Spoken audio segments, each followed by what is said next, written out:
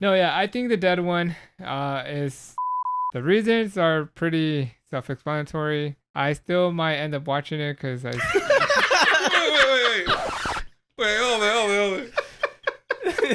This show is terrible. Don't watch it. Meanwhile, I'm gonna go back home and look for the next episode. I guess ultimately, like, I'm one of those that once you start something, Can't put it down. it's like you're. After one chip, I'm in too deep. 3 episodes. barely. I'm in too deep. The current taken away. Can't put Ivan in front of a slot machine because he puts in a coin. Oh, I'm all in now, baby, and I gotta keep going till I win.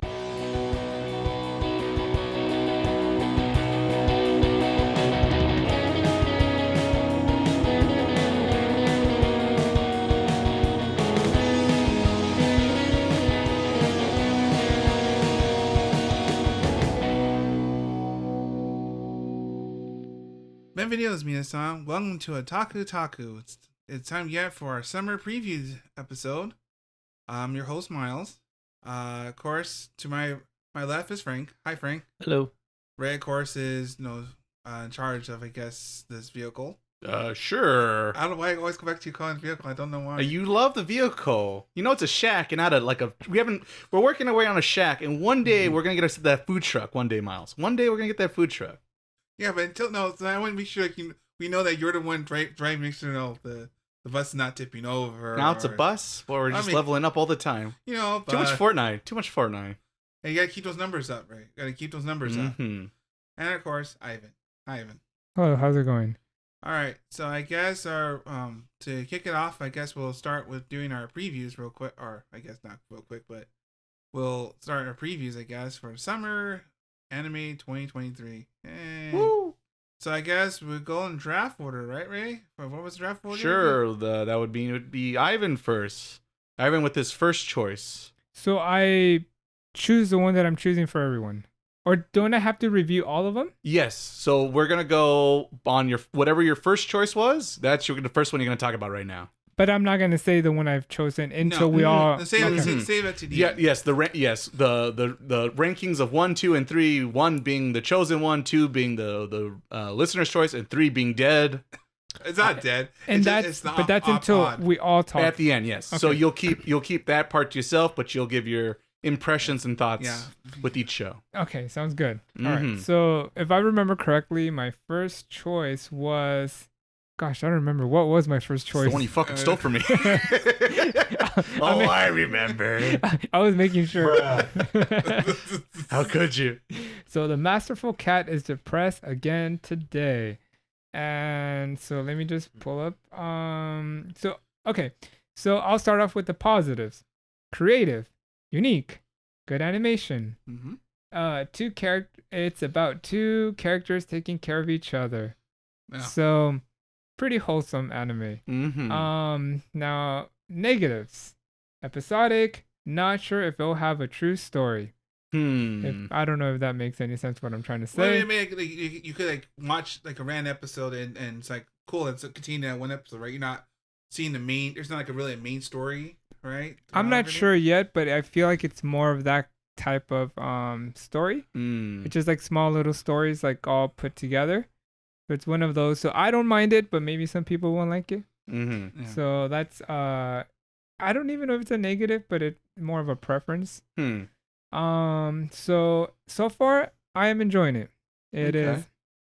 I guess the thing I've liked the best about it is that type of comedy where it's body language type of comedy, since it's a big cat that has no words, so you're understanding his character through his emotions, his gestures, and so I was watching it with my kid and we were watching it together. Obviously he doesn't understand Japanese, but just seeing him with their facial expressions, what's happening, he was laughing, he was enjoying it, and I think that's one of the strong strengths of the show. I also like let me pull up their names because I don't remember how to say them. I see what you're saying, and I raise you higher. What are you talking about and what's happening in the show? Oh, okay. So the show is basically the first episode. That's the thing. It kind of just starts off there's a main character, which her name is... I like this drum roll suspense. Fukuzawa. And she is a office worker, and she has a giant cat that does the house chores. Oh, okay. Okay. It's just no explanation. Just here's this giant cat walking and talking. I'm assuming they're walking and talking. No talking. No talking. Okay. But a pretty big cat, right? Like walking on twos. It's walking on twos. It has like those sandals. It has like the apron. Does it like lasagna? No, okay. I don't get that reference. It's Garfield. It's a Garfield reference. Okay. So bro. Thought you're from the 90s. So yeah, that's how it just starts off. If I remember correctly. So she's a worker. There's a giant cat, and he cooks, cleans, does all the house chores, and they do show a backstory within the second episode, I believe, like when she finds him. So it's nothing too dramatic, but why it's big and why it's doing all the house chores, we don't know. Okay. It is what it is. So that's go with the flow. So it's just like the all the stories thus so far in the 3 episodes have been, once again, like episodic short stories, even like 2 stories in one episode where it's just like, oh, like the cat's doing the laundry and it started raining, things like that, and how it just like how it's responding to its environment. But what's really nice about it is how those 2 characters interact with each other, which is the main girl, and then the cat's name is Yukichi. So and that's what there is other characters, office workers that are so far being introduced, but right now the story has only mostly been about them too. What's their relationship between each other. And as I said, it's funny. I don't even, that's the thing. I don't even know what the story is so far. It's just mostly about them together, how they interact with each other, like on a, like all the small little things of your daily, like making lunch, washing clothes, grocery shopping. It's very slice of life, simple, but where this giant cat is like, do other people see this giant cat? Is the giant cat part of her imagination? No, it's a real cat, and she hides it from everyone. Okay, so people can see it, and that's what. Okay, I'm just kind of curious. Well, kind of. So she doesn't tell people about the cat. Right, would make sense. And so the whole thing is that she's nervous about people finding out about him, because in the first episode she's like Googling, do cats get really big? And like, or do they like, right, what's the biggest they get? Yeah, what's the biggest they get? So she's like investigating like what's the biggest they can get. So she's trying to hide him, but the people like at her apartment complex and like the groceries, like they know about him, so they see him, but like some people think he's like just in a cat suit. I get it. So it's one of those things that you just have to, I guess, accept that this is what it is. So I just think it's just comedy. It's just like right. So hopefully I did a good job explaining the story, because I don't even know what the story is. But it's a fun comedy show, and you just have to go with it. Right, and you would say you laughed more often than not? Yeah, because it's... Okay. Oh, and actually the cat does have dialogue, like inner dialogue, but obviously he can't speak. So Garfield once again. Yeah. So Ray's like going... There's a reason why this was my first choice. Hello there. Oh, hello there. Yeah. So are you interested? I am curious. I'm cheering for the cat at the moment, I think. I'm trying to remember what your other picks were, but I think right now I'm cheering for Garfield. Oh, okay. All right. So yeah, I guess that's it for. Like the cat's, you told me the cat's name. You're like, oh, that's cat's name's Garfield. Yukichi. Garfield. In America, they'll change it to Garfield. In the English stuff, we'll switch it. Yeah. We'll fix that. One last thought: the girl's really funny too, because she's kind of like a slob. Oh. So she doesn't know how to like. Everything's a mess, and the cat pretty much takes care of everything. Yeah. So in a way, it's like, who's taking care of who? Is she taking care of him, or he's taking care of her? It does remind. It sounds like it reminds me of Miss Kobayashi. What's it? Miss Kobayashi's Maid, Dragon Maid. Yes. I've seen like 1 or 2 episodes. The first season's good. I haven't seen any more beyond that, and I'm afraid to be honest. But I like that show, so maybe Ray's actually. The little bit I've seen season 2 does make me a little scream a little bit. That's true. That's very true. FBI, open Also that too sometimes. So I guess it's my turn now, talking about my first choice in our draft. So my first pick, if I remember correctly, was the very popular, hot, fresh, sizzling Zombie 100. What is it? I forgot to write down the official name. My Bucket List of the Dead. Yeah, I think that's the official name. I call it Zombie 100.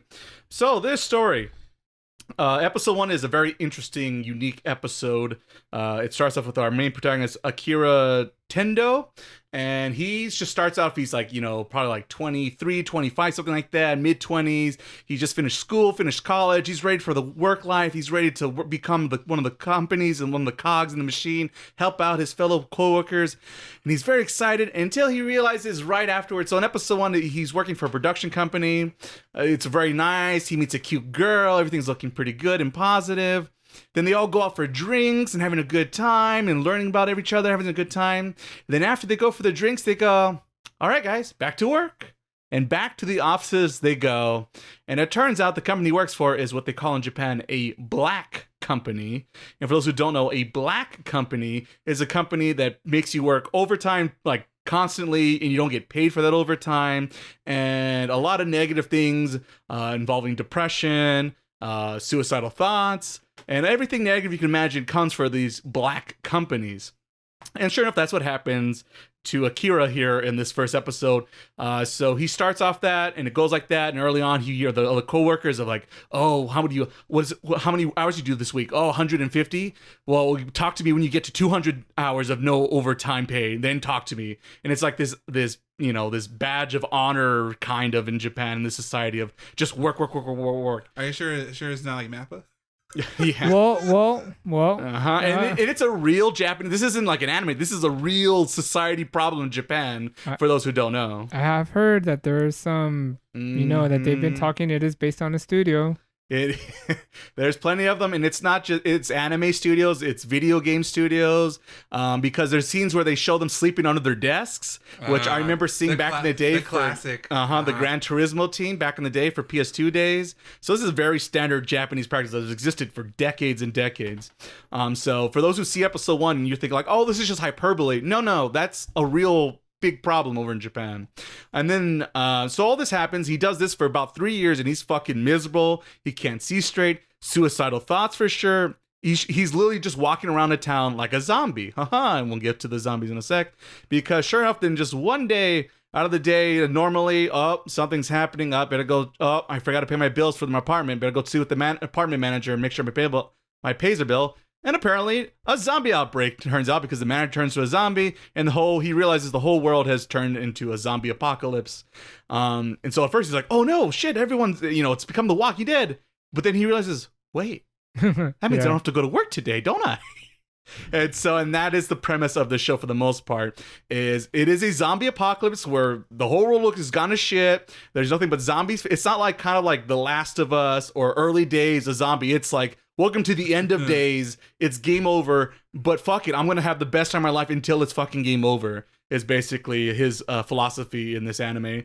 And sure enough, at the end of episode 1, he realizes that and comes up with the list. So I'm going to make 100 things I wanted to do that I never could do because I was too busy working this whole time. And I want to do it before I die and turn to a zombie. And that is the premise of the show. And so that's episode 1. Very serious, over the top, very serious, like AAA budget. It very reminds me of like what Oshinoko was trying to do last season with its first episode. Pretty much they were doing the same thing. They had the lettering box. They're going for that cinematic vibe. Had a little bit of Trigger influence here and there for those who are familiar with their art style. So like I said, this is the big AAA budget for the season. Season 2. Episode 2. We introduce probably one of our other main female leads, who is very different. He's very happy-go-lucky, looking on the positive side. She's more realistic, pragmatic, and being like, well, we're in a zombie apocalypse, and she kind of has a list of 100 things what you do not to become a zombie. So it's interesting. They tease her. She comes and kind of goes, but she's in the opening ending, so I imagine she's gonna be a major player in the show. Oh, but that kind of like cross paths. It's right? her introduction, right? So that looks fun. Teases a little bit that, but so overall, it's like a very happy-go-lucky, wacky, zany. This guy's having the best time of his life in this weird zombie apocalypse. But every so often, in later episodes, they realize like, oh no, people are actually dying and people are miserable at the same time. So it is an interesting juxtaposition of the two like, things. Sounds like Zombieland to me. Kind of. Oh, Zombieland? Wait, Saga? The movie. No, Zombieland. Oh, okay, my brain. No, not the Idol show. No. Yes. Yeah, I forgot about that, but yes, basically. Like a comedy. Yeah, it's a comedy, kind of dark comedy, basically. Yeah, so it's definitely going for those kind of vibes. There's a lot of like guest starring of famous voice actors. Which is also like, maybe it's very like, only a nerd like me could realize that. But I'm like, no, it's like, hey, wait, isn't that famous voice actor? And then wait, isn't that but of course, like they pretty much die. It's like for Miles will get it. If Miles remembers Naked Gun or Police Squad. The beginning of Police Squad where they have a guest star and they die in this sequence. It's basically what happens in this show. So it's just kind of funny that they're not taking stuff too seriously, but also sometimes they do take it seriously. So it's like, it's bright, colorful, funny. It's got good animation. It's got good music. The opening is a little lackluster because they use a lot of footage from the previous episode into the footage, so it's a little disappointing. The ending is quite good, so it kind of makes up for that in that regard. But it's bright, colorful, well animated, wacky, zany, and they make a Resident Evil reference in episode, I think 3 or 4, which I quite enjoyed quite a bit. I missed it.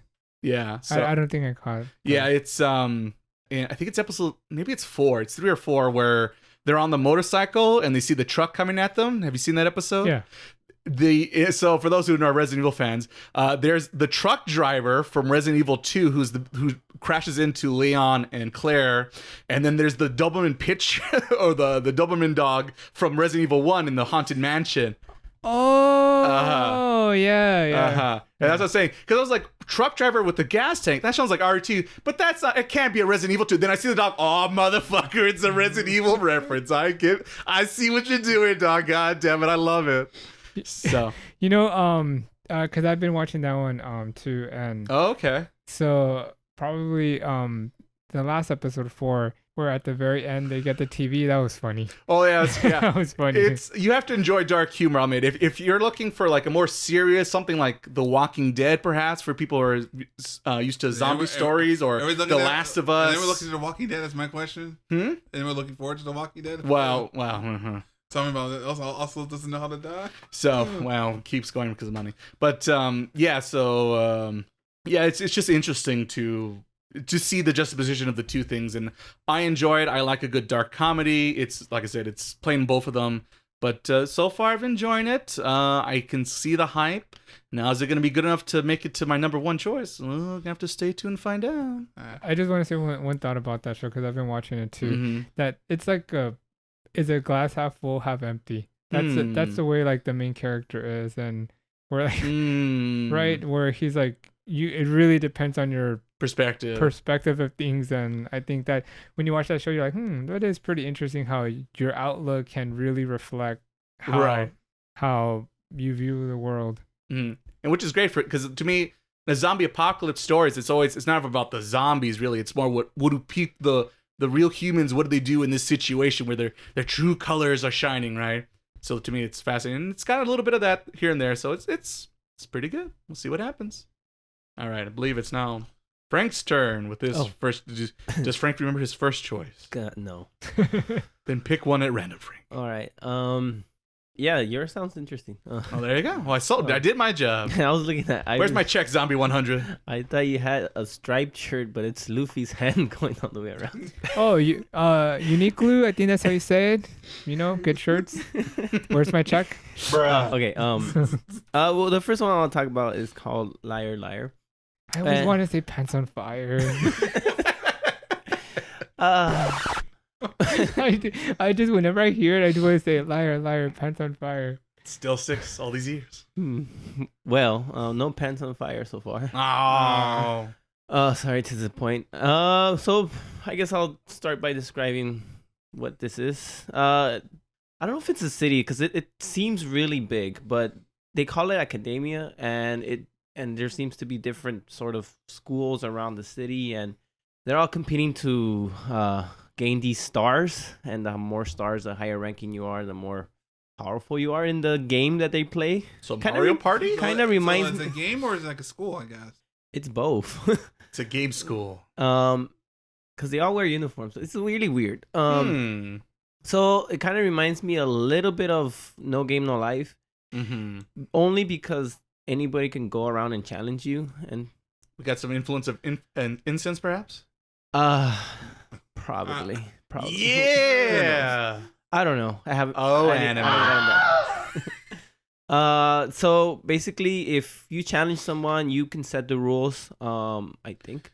No. The lower ranking person sets the rules because apparently it's not fair. Because if the higher ranking person has more skills, the more stars you have, the better skills you have. And it's just so weird that you can make any game, and it's just like, I don't know. I feel like there should be more restrictions to what kind of games they can do. So they play like whatever game they want to play. Well, they can set any game, like tic-tac-toe or Uno. Yeah, I'm gonna give you an example. One of the games was a 100-meter race, and then another game was like you gotta find these cards around town. Kind of reminds me of Yu-Gi-Oh when it first started. I don't know if you guys are familiar with the manga. Like that's what it was. He would set like all these random challenges, right? And then, but he made the card game. People loved it, and then it stuck to the card game. It stuck to the card game. Yeah, that's kind of how you're describing it. Well, then I must be doing a really good job at describing it. Attaboy, Yu-Gi-Oh. It's not that interesting.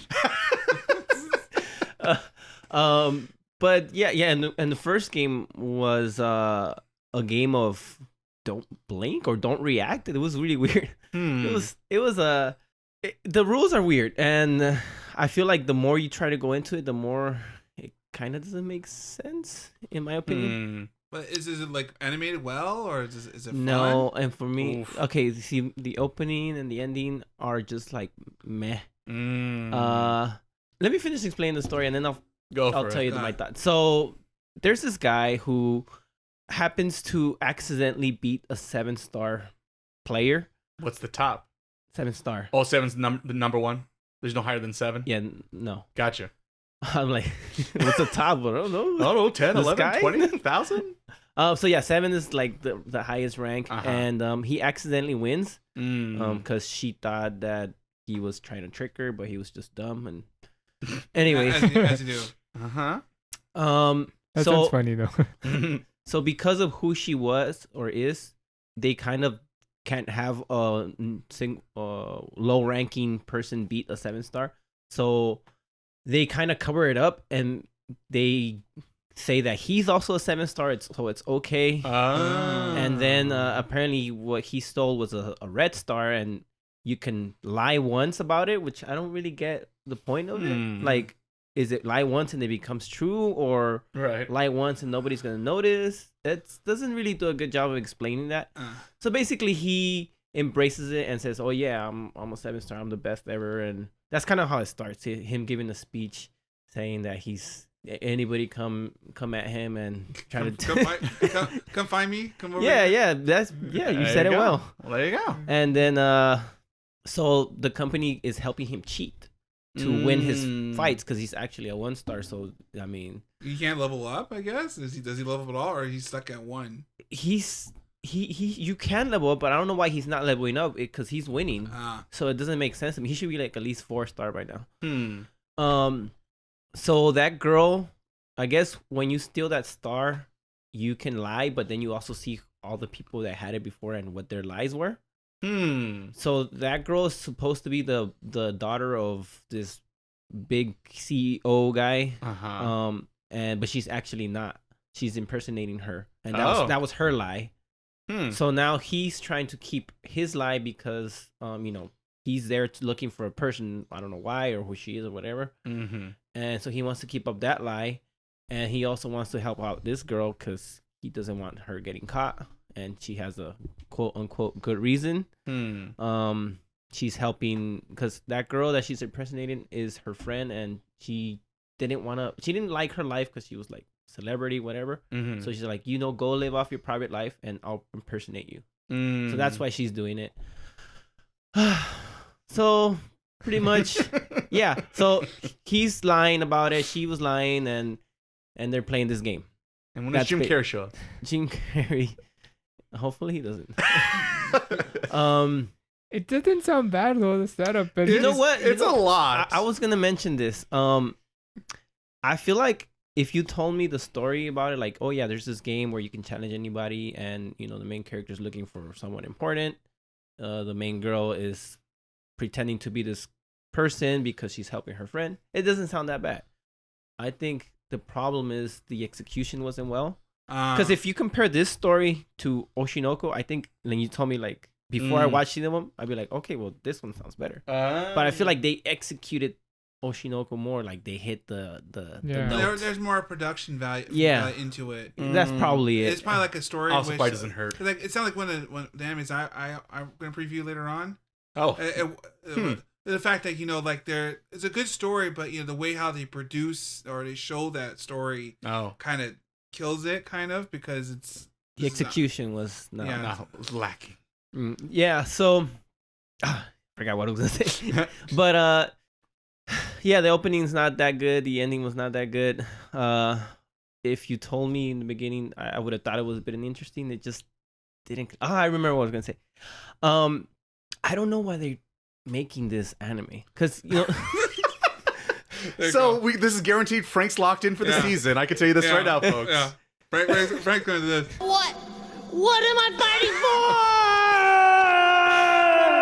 for? It's just, sometimes you see, like, even if they don't get it right, it's like, okay, I know what this guy was trying to tell, his story. Mm-hmm. And this one, I feel like it's more like he just looked at what was trendy and put it in there. Slapped it in, called it. Yeah, I was just like, because they have, he goes to, I guess he gets to live in the mansion, because I don't know if he's a 7-star, because he get. I don't know if because money comes your way. Don't know if it's because he's a 7-star or because the company's helping him. And then he meets the girl butler, and it's like, okay, like it's a girl butler. There's just so many elements here. There's a lot. There's a game. Girl, and then goes butler. We already talked about Kobayashi. It sounds like the complete opposite from the Masterful Cat. There's a cat and a girl, and that's it. Wow, there's nothing but everything is happening. There's a butler. There's a bit different games. But they're lying about the lies of the game, and she's lying about another person of the game. Blah blah blah. And then there's a red star, and then there's 7 stars, and then then Mario shows up, and you gotta collect all the golden stars. After you get the golden Bowser, then make sure you get 120 gold stars, so that way you unlock the final door. And then who becomes the superstar? Is the real question. The Keyblade, not the Keyblade, but the Keyblade. Sora's in season 2. Yeah, so other than that, that'd be fun. It's fine. Sounds interesting. When they're playing, I feel like they change the rules all the time, and I'm like, what? And then like, if you can cheat, why are you worried? And then it's like, how come you can't cheat in certain situations? He mostly feels useless, but in the last game of the last episode that I watched, I guess he was useful. But I mean, I think I should just stop right here. I struggled to finish it. All right. There you go. Good thing. So full review. Look forward to the full review later on. Otaku. Cannot wait. It does sound like, what's that anime?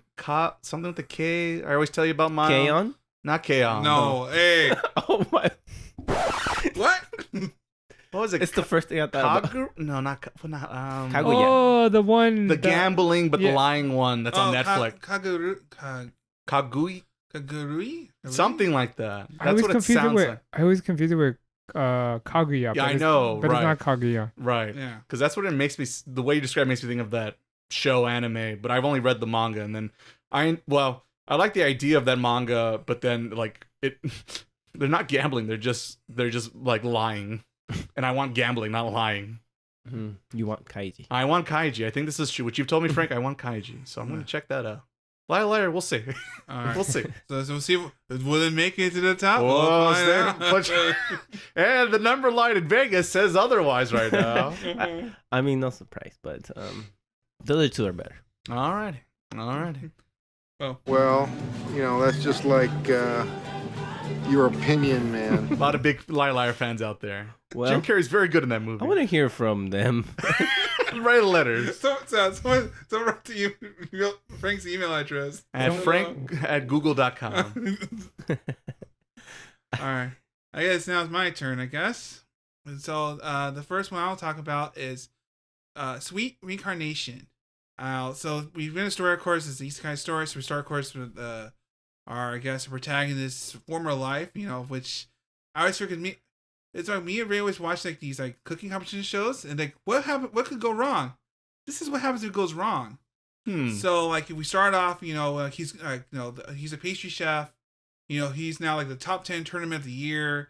He has made this beautiful like phoenix sugar sculpture. He hand painted, stretch it out, and all he has to do is get it from point A to point B on the table.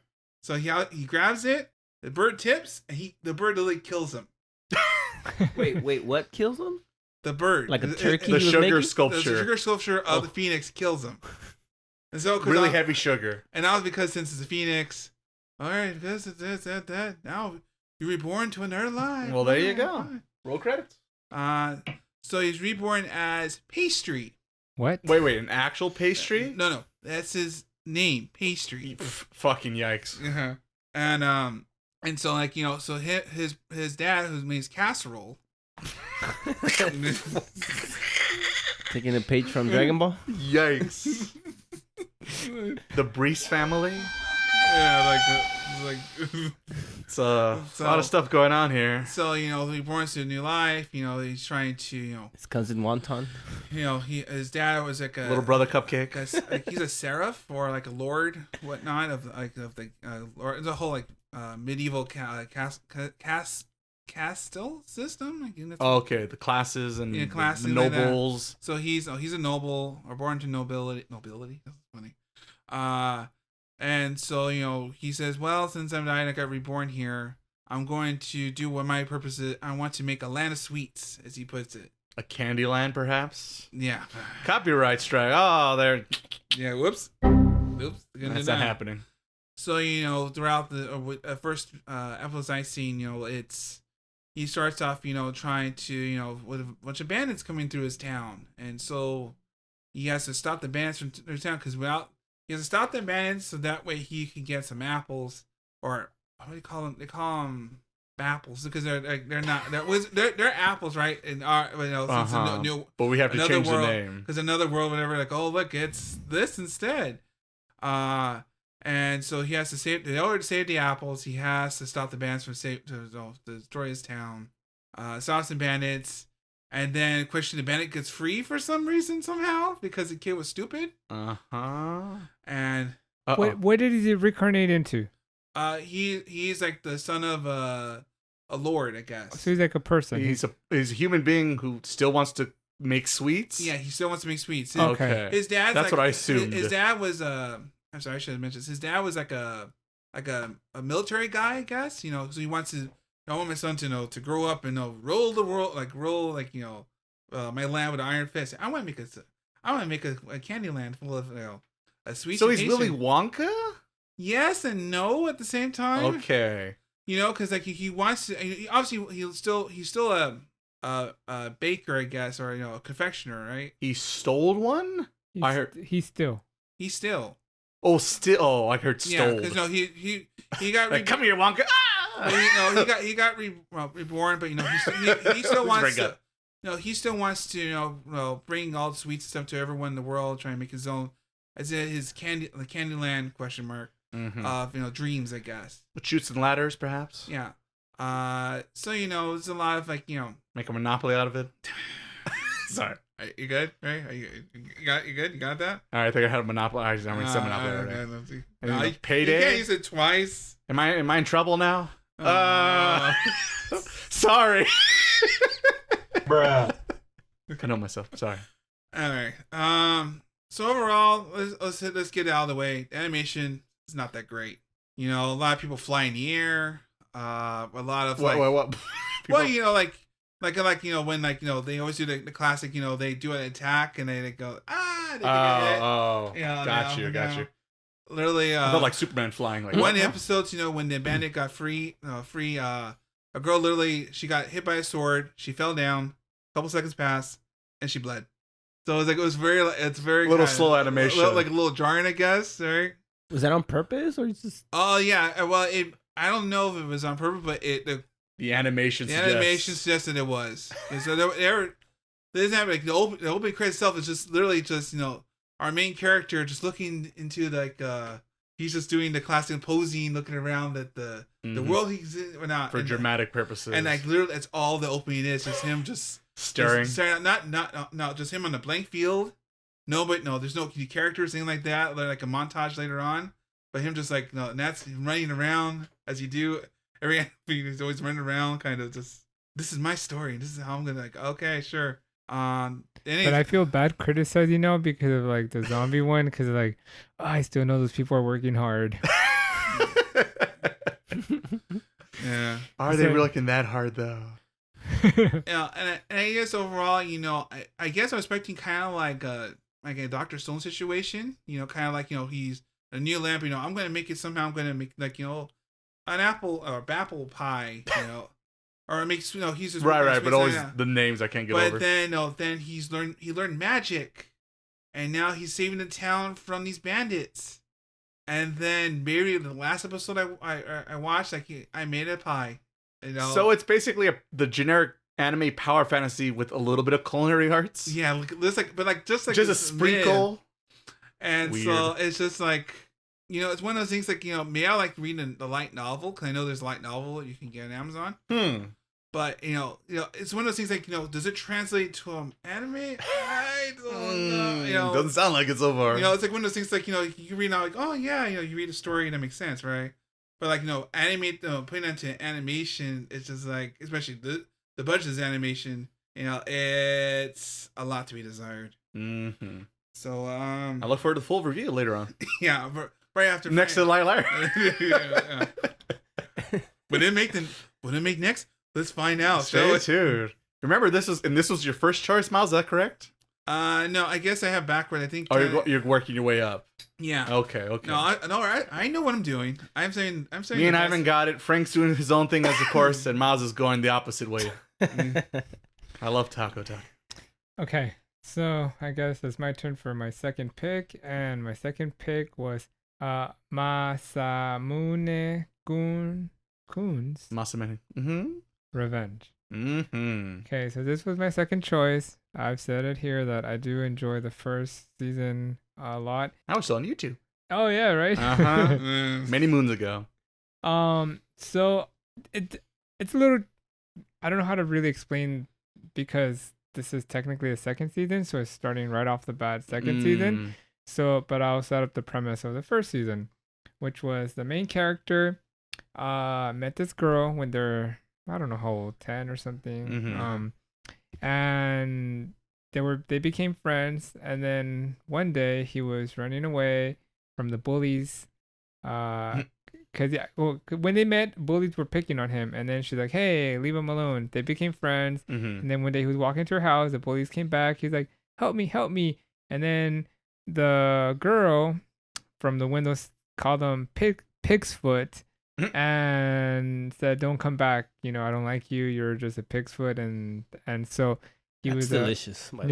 Yum. He was a chubby kid, and then he says, "I'm gonna go revenge on this girl because she broke my heart, and and she deserves to suffer." So he gets really fit, becomes really good looking, and then he comes back, and his sole purpose is to get her to fall in love with him, and him basically say, "Haha, I got revenge." It sounds like an 80s rom-com. Yeah. So that is the setup. Positives. What I've really enjoyed of the first season and what I'm enjoying of the second season is the voice acting. The main character is hilarious, the way he just intonates, so that is one of the positives. Negatives, and I don't know if this is a deal breaker or not, I don't feel the animation is that great. I thought that the first season had a better budget than the second season. So right off the first episode, I'm like, I expected, because you read like highly anticipated, like everyone's been looking forward to the second season, and it just doesn't feel like it has the budget to seem like Live up to the hype. Yes. Better budget or Worse. more One Punch unpaid Man season 1 and overtime? 2. Wait, can you repeat that? Better budget or no more unpaid overtime? Zon 100 strikes again. Yeah. I do think that the animation kind of got a little better as the episodes progressed. Oh, that's something. So, the first episode, it felt like the noise, the sounds, like everything was just like I couldn't really. It was jarring. But it got a little bit better, and then it started feeling more like the show. So wait till the home release, probably. They're gonna fix that in post. Probably, right? They usually do in a lot of anime, to be somewhat fair.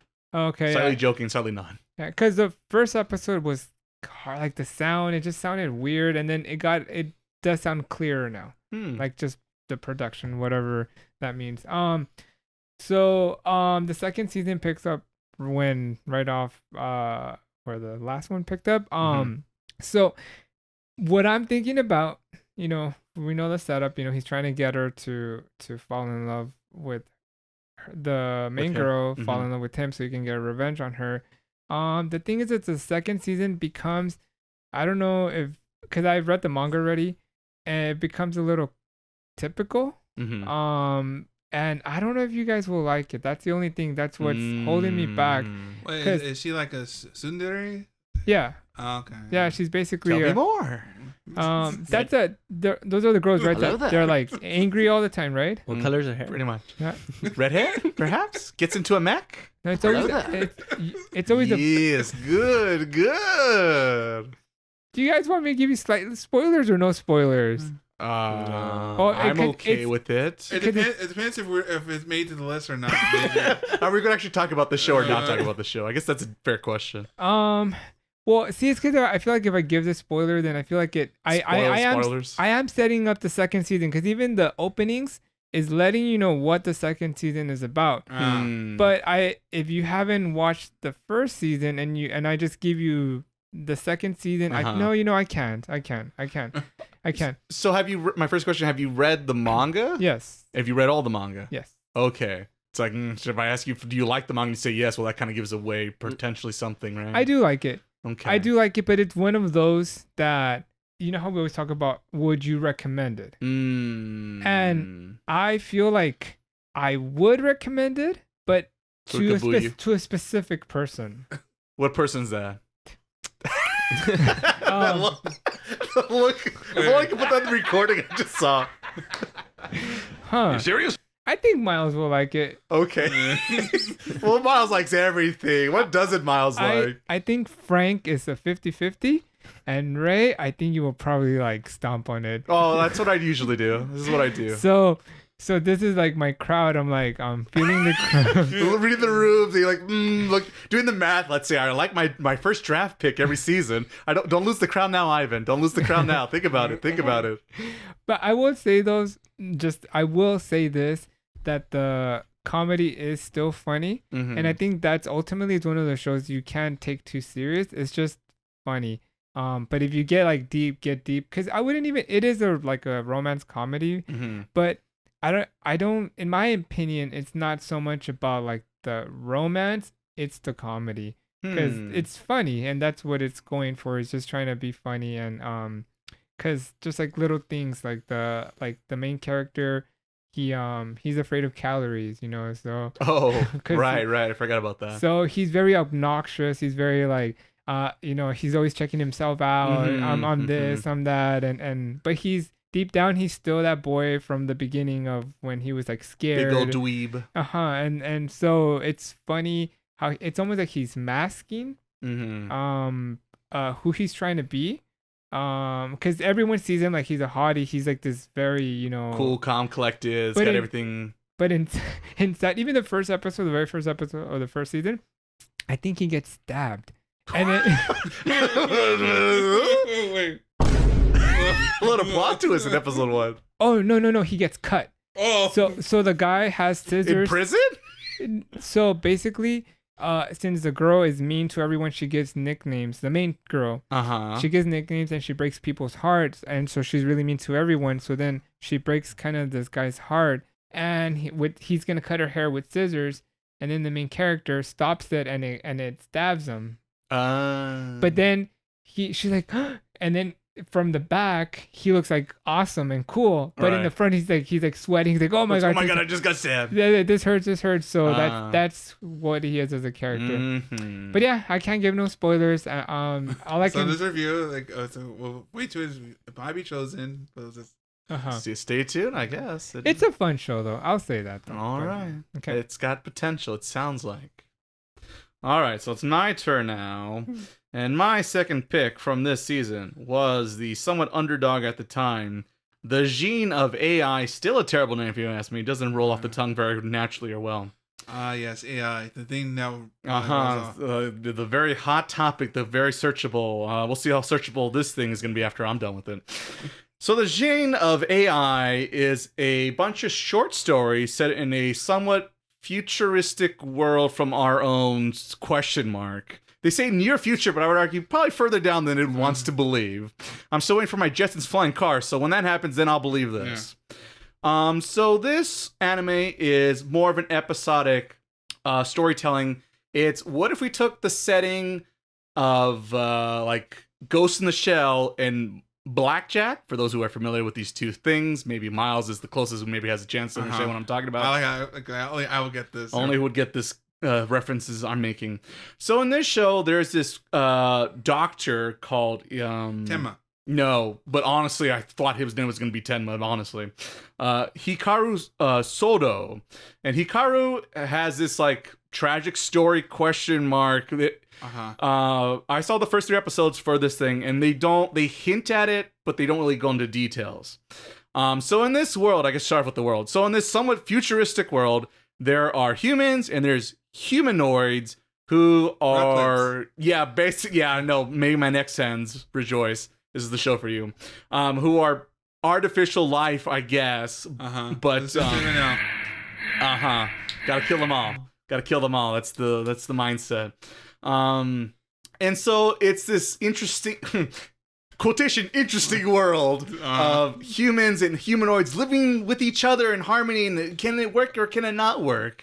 And that is the problematic world we find ourselves. And Hikaru is the blackjack doctor who helps people so he's a real doctor who helps humanoids with their cybernetic issues ? Their programming ?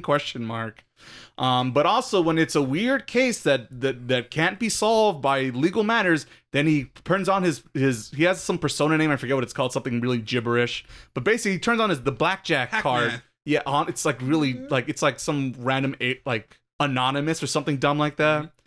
And he goes to people's houses and fixes problems, thus my blackjack reference, because those who remember from the blackjack manga, he's a surgeon who goes around and fixes people's problems on the black market. So that's basically what's happening here, but with cyborgs, humanoids is the big thing in this show. But the very episodics where he goes around and there's different situations. In episode 1, it deals with the problem of when you back up someone's memory, and when you make a backup, so one thing in this world, humanoids can make backups of their memories. It's illegal because of, they explain it, but it's very loosey-goosey if you ask me. But it's frowned upon to do this. But anyway, there's this couple who are both humanoids where they made a backup of the wife's memories because she had an accident. And sure enough, apparently she gets a virus, apparently, to justify the story. And so now it becomes the whole dilemma is like, ooh, do we wipe out her memories and put in the backup that we already have, despite it's frowned upon, but we have it anyway. But she's going to lose like a week of her memories. And like the question is like, oh, are you still the same person you are if you switch out your memories, despite there's like a week delay, but like you don't, what's the, what makes you? The Miles problem. Who? From Deep Space Nine. And I think I literally wrote that down in my notes. So Miles from Deep Space Nine. Yeah. Star Trek fans will get the reference we're talking about. But anyway, yes. So that's the whole episode 1.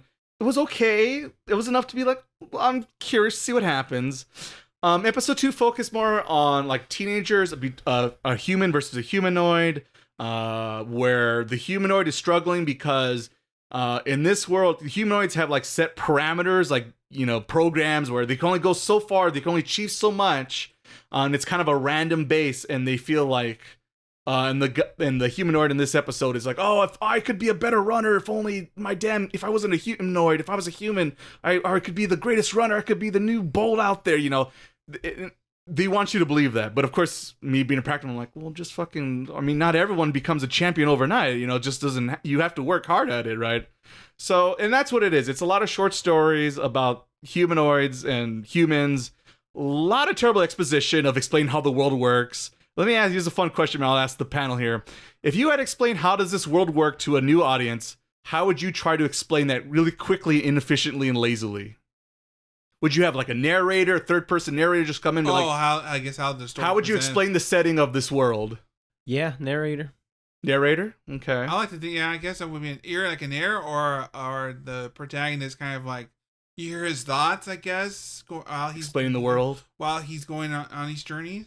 Mm-hmm. What about Ivan? What do you think, Ivan? I think it has to be more of a visual thing. You would think that. You would. I like Ivan's suggestion the most. So this show is nothing but lazy exposition of like.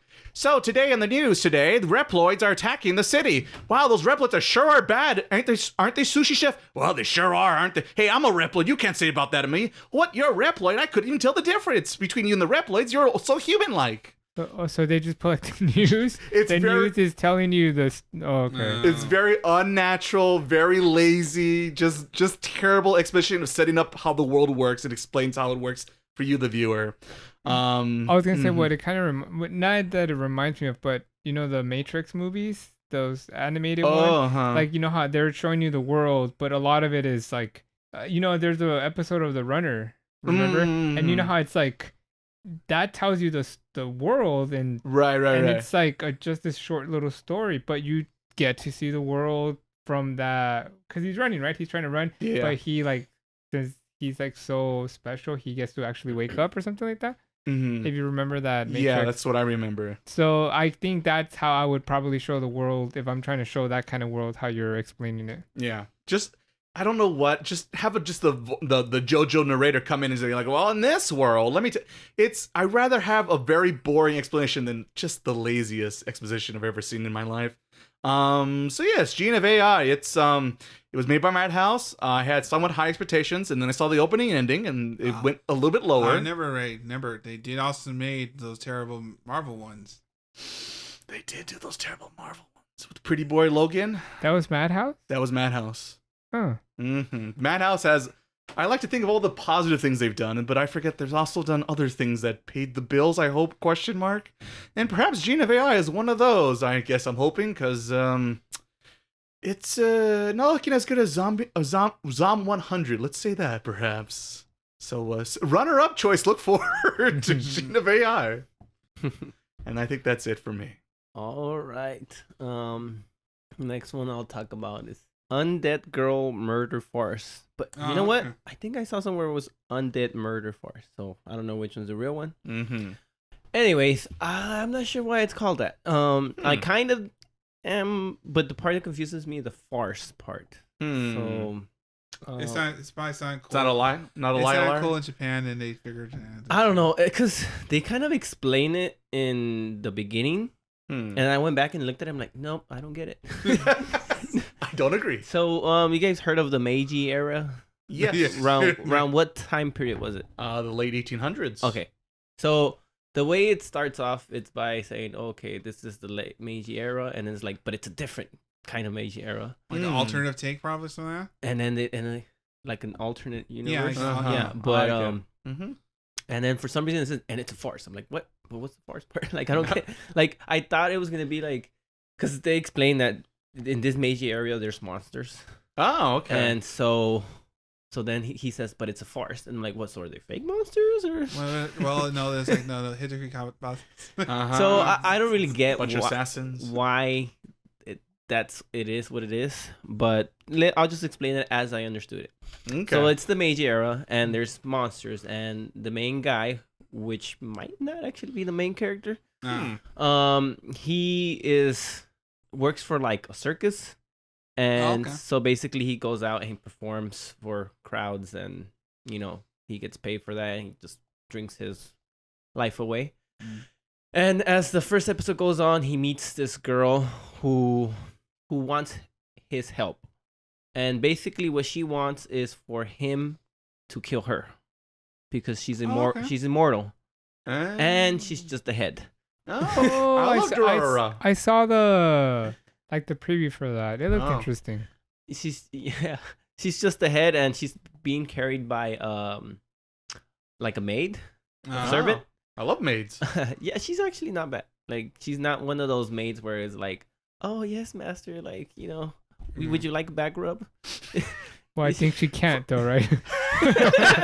You know what's funny? Head massage, maybe. The funny thing is that they keep doing jokes like about her not having a body. So like, well, if I could eat, it's like it's just funny how the two main characters interact. Is like, and they're laughing among themselves, and they're just like, okay, stop with these dumb jokes.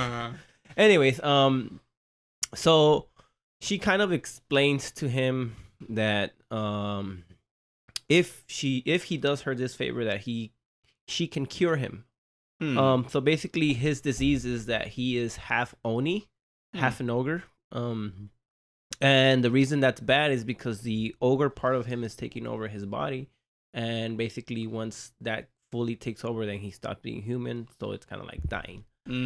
So he knew this, and basically that's why he, you know, was kind of like wasting his life away at the circus, kind of like waiting for inevitability, I guess. Yeah, so I call it a circus because it kind of works like a circus, but it was kind of like he goes and fights other monsters. And so he's kind of like I'm looking for a fight that. You know, oh, okay. But more like I'm looking for someone that can kill me.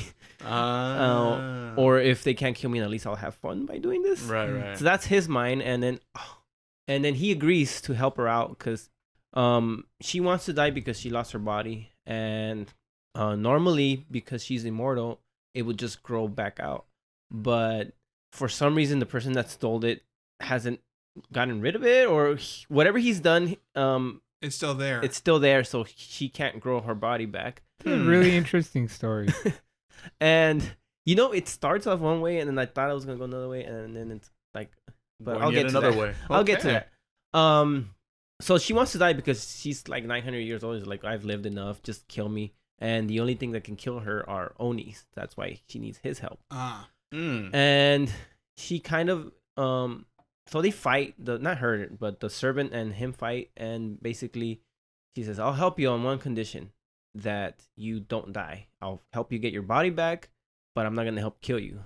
And then she goes, "Why? Like, why? Like, I'm already gonna give you what you want. Why would you want to help me live instead of killing me and just getting over with?" And he says that whoever did to him what they did to him is the same person that took her body. So he kind of wants to work with her to find that guy that did this to them. So they're like, all right. And then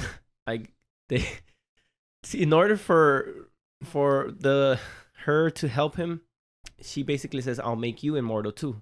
And kind of like in My Hero Academia, like, you have to eat a part of me. No. And she's like, "Well, I'm not gonna give you my hair or anything that detachable." So basically, it's like she was like, "I'll just give you some saliva," and they kiss. But the funny, whoa, Bruh. the funny part was like, I could vomit on you if you want, but it's kind of. And it's like, I guess I'll go with the saliva. So that was kind of like the one part that was like, made me worry about the show. Anyways, that's basically the first episode. They meet, they explain who the Oni is, they explain who the headless girl is. I think her name is Aya, and his name starts with a K, which is kind of confusing. I don't know why in my head right now there's reminds a lot of Yu-Gi-Oh! Holder, but I'm waiting to hear the rest of it. So they meet and they're gonna work together. So I'm like, okay, so they're gonna go and look for this guy. Second episode, Dracula comes out. Oh, okay, as you do. And it's like, what did we change anime? Where's Belmont when I need him? What's going on? And apparently Dracula is hunting deer, and but he sucks with the gun, and he missed the deer and ends up killing it with his own hands. And then he's with his son, and then he goes. Alucard? He goes in his house, his other son, his daughter, and two I think it's a maid and a butler. Yes, more butlers. And the wife. And then he finds his wife dead. So they kind of like it becomes news, and this reporter girl who seems to be like gonna come out in all the episodes. She goes there like, oh, why'd you kill her or whatever. They're all after him. You know, like when a celebrity does something and they're going to court and they all swarm him. Right. It's like that. And he's like, why would you kill her if you signed a pact not to eat humans or something like? I don't know, but they're all questioning him. Like drama. So it's kind of weird. So I guess in this world, Dracula promised not to eat humans anymore. That's nice of him. And so basically he hires a detective to solve this murder. And the detective is the Oni and the headless girl. So they become detectives. Yeah. So okay. Huh. It shows all over the place. So we made a pact to become detectives to find the guy that wronged us. A little bit. So now it's a detective show, and so she goes in and she's pretty good. She's kind of like, Monk. They even call her Sherlock Holmes. Like, hey, aren't you like Sherlock Holmes? And then she goes, oh, you know what? Reminds me of that one show me and Ray watched. The Bones? Oh, the Bones lady. Yeah, like because she was like very. You ever saw that show, Frank? The Bones anime, which is basically like the Bones TV show? No. Oh, there's a Bones anime, basically equivalent. I haven't seen that. That's one of those that I would watch 1 or 2 episodes and then stop and then watch 1 and 2 episodes. Keep watching the same first 2 episodes. Yeah. We did see that at one of the anime cons. We're like, well, this actually looks good. I might have bought it. Anyway, sorry, Frank. Oh, well, where was I? Yeah. So they even call her, hey, you're kind of like Sherlock Holmes. And then she goes, oh, that guy. I know him. No, he's better than me. So she's like, but, and then they ask, have you met him? It's like, no, I haven't met him, and I don't want to meet him because he's weird. And it's like, wait, Sherlock Holmes exists in this anime? So Sherlock Holmes, Dracula hanging out. So it's like a paranormal, on Baker Street. Like when paranormal things are more. Okay, or it's more present. Like monsters, world. right? Yeah, it's like monsters, like stories come to life in this world. So apparently. probably Frankenstein will show up. Yeah, probably. I'll put money on You know that. what? In the opening, there's this big guy who could be Frankenstein. Okay. I'm not sure, but he has guys, excuse me. You mean Frankenstein's monster? Frankenstein was the doctor? Oh, my bad. My bad. Sorry, Anyways, so they specialize in cases with monsters. So they're not just normal detectives. They're Gosh. Frank sure picked the big shows this season, didn't he? I thought when you first started mentioning it sounded like kind of like an Inuyasha setup. A little bit. And then now Detective it's like, murder. and now it's like sci-fi. Yu Yu Hakusho. I'm gonna love the next arc when they got to go to the tournament. Wait. It's gonna be so good. A few moments later. That's what it feels like. You know what it reminds me of more? It reminds me of kind of like Phoenix Wright, like, you know. Oh my god. Do they actually show up in court? Not yet, but Not yet. it's kind of like it has those things like, how dare you accuse me? Or something. Oh, I see.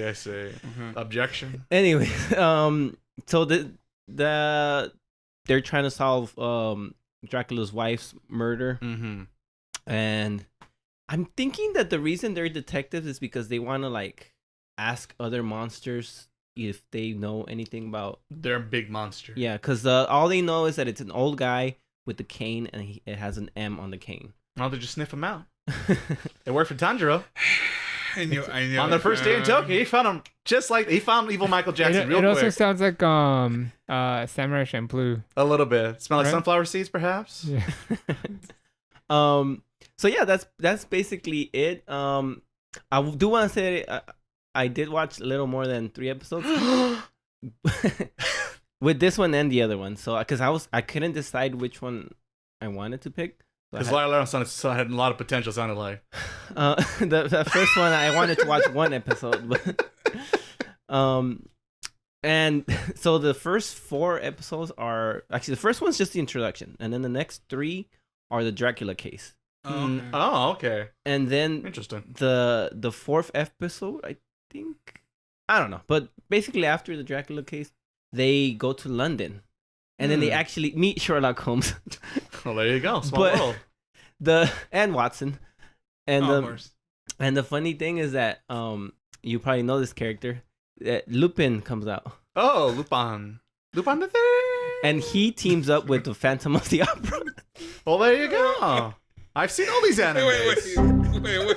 I got so. What's And when the happening? Fujiko shows up, it's like, whoa, Fujiko's here. What? And then here comes Astro Boy. You really have to. I mean, I guess if you want to make something like creative now, you have to. What's old and I can talk about without getting a copyright strike? I think it helps. Sherlock now Holmes, that- a lot of Frankenstein, those Dracula. These things are over 100 years Yeah, 'cause all old. the things- Winnie the Pooh's probably going to show up things, soon. they passed copyright. They're in the public domain For now. use so- now. Mickey Mouse coming out next season. Oh, can't wait. Oh, he's gonna be. Mm-hmm. We're only, another 5 years away? Can they like get Oh, him? boy. Can they like lock him up though? Well, they're trying to, but we'll see. Well, it depends. It'll be the 'cause first time. Technically, is the way how you look at it, because technically the original Mickey Mouse, like the 1923 one, or the original one, Mhm. is in public domain. But technically, Mickey Mouse, as we know him, like the more modernized version, is still in Disney's vault. Okay. We'll see. They're working on it. I don't Well, care. I just thought it was interesting that all these famous characters are showing up. Like it kind of reminds That's me. kind of fun. Kind of reminds me of that fighting anime, Record of Ragnarok, Oh, I've never seen it. where it's like gods versus famous humans. Oh. Reminds me of Fate's Stay Night or Fate Zero. Yeah. Oh yeah. It but also if it was a detective show. If only Saber put on her big old cap and pipe. It also kind of reminds me of Dark Stalkers. Oh, yeah. Right, like just fighting on the different- streets. Like different monsters. Where's like, the succubus at, Frank? I understood that reference. Coming up. Or succubi? Succubi. Succubus, I call them. Is it more than one? Someone let me know. The true fans out there let me know. Well, I got nothing for you there. I'm done. I'm looking at Miles to help me out here. that's I know what he's into. I don't care. that's the story. And Oni with teaming up with a bodiless person Mm-hmm. and the maid. Solving. So how's Demon the crimes. how's the animation? I guess before we guess. I mean, for my untrained eye, it seems good. Okay. That's something. It's way better than Liar Liar. Okay. Cats on Fire. Season 2. Cats on Fire. The opening is cool too. The ending, it's more of a Ivan's taste, kind of like slow, like Slow, boring. puts you to sleep. Yeah. Whoa, Terrible whoa, taste. Whoa, whoa, Like whoa, some whoa, Turk. whoa. These are some fighting words. No, it's just music that puts you to sleep is not necessarily bad. It's just calming. Ivan Oswald's just an calming sleep. So yeah, I'm enjoying the interactions with the characters. Like, I think they're funny. She seems smart. I'm sure Ray will find stuff to How the dare flaws. How dare they talk about Sherlock Holmes this way? Do you know what Sherlock has done? Is it promising? Yeah, it's promising. At least for me, I think I'm interested. It sounds like a big production to me. It sounds like it sounds pretty original. It's been a while we had original anime out there for a bit. Yeah, I'm interested to see what's gonna happen. So Liar Liar, everyone, will be Frank's choice. And so second choice. And this is not gonna make it. It's too good. One thing that I want to kind of like mention or guess is that I feel like the main bad guy, the guy with the cane, he might turn out to be Moriarty, because that would check out. Who? Moriarty, the villain or arch rival nemesis of Sherlock Holmes. Oh, I thought it was gonna be Naraku. I thought you were saying a riddle for a second. No. Believe it! It was me the whole time. Believe it! No, Are we there yet, Kakashi Sensei? Not yet, Naruto. See you in season 2. it's gonna be Madara for the end. Yeah. And fighting for who's the real villain. No. It's No, I'm the fake Madara. No, I'm the real Madara. Well, I'm the other Madara. Well, I'm the Moon Queen. Oh, well, I'm the one guy who works for the Moon Queen. Oh. Did I ever tell you the definition of insanity? Uh-huh. So this one has my interest. I know it was a lot to Sound like it. but I like, I don't know if it's a spoiler, but I don't know what I'm gonna pick yet. But because the other one, I can tell you one of it, so it's not the other one. the other one's interesting too. Sure. Oh, Not that's as good. Liar, of course, but it's got potential. Couldn't even keep it straight for a second. All right, that's fine. I'm gonna pass the baton to Miles. All right. Mine will be very quick, short. So the second show I'll talk about is My Tiny Senpai. Guess what? It's a Tiny Senpai. So basically it's an office work story, but actually a more positive spin. There's no realistic implications of people working 24/7. No suicidal thoughts. No just suicide. yet. Though there are little hints here and there, like, well, gotta work for the company. We gotta make sure we make because I guess our protagonist, I guess they work for like a product company. They make products. We got our slogan. You never heard of slogan. We go around, make sure products are quality, quality assurance. Have a sip of that Kool-Aid. Yeah. But then like I said, they always talk about these office. That's probably where I'm at, these office shows. Like I feel like if it's like say like the Zombie 100, which no, this is how really it is, right? Mm-hmm. But look how cute! It's like the movie about the ice. Oh, the ice guy and like this ideal office does not work in Japanese society. Let's just get that out of the way right here. No kitsunes in this office. No, just tiny senpais. Yeah, so basically, our protagonist, I guess, he comes in. He's a guy who just works he's just like a newbie, right? And then he bumps into his senpai, because Let me guess. She's tiny.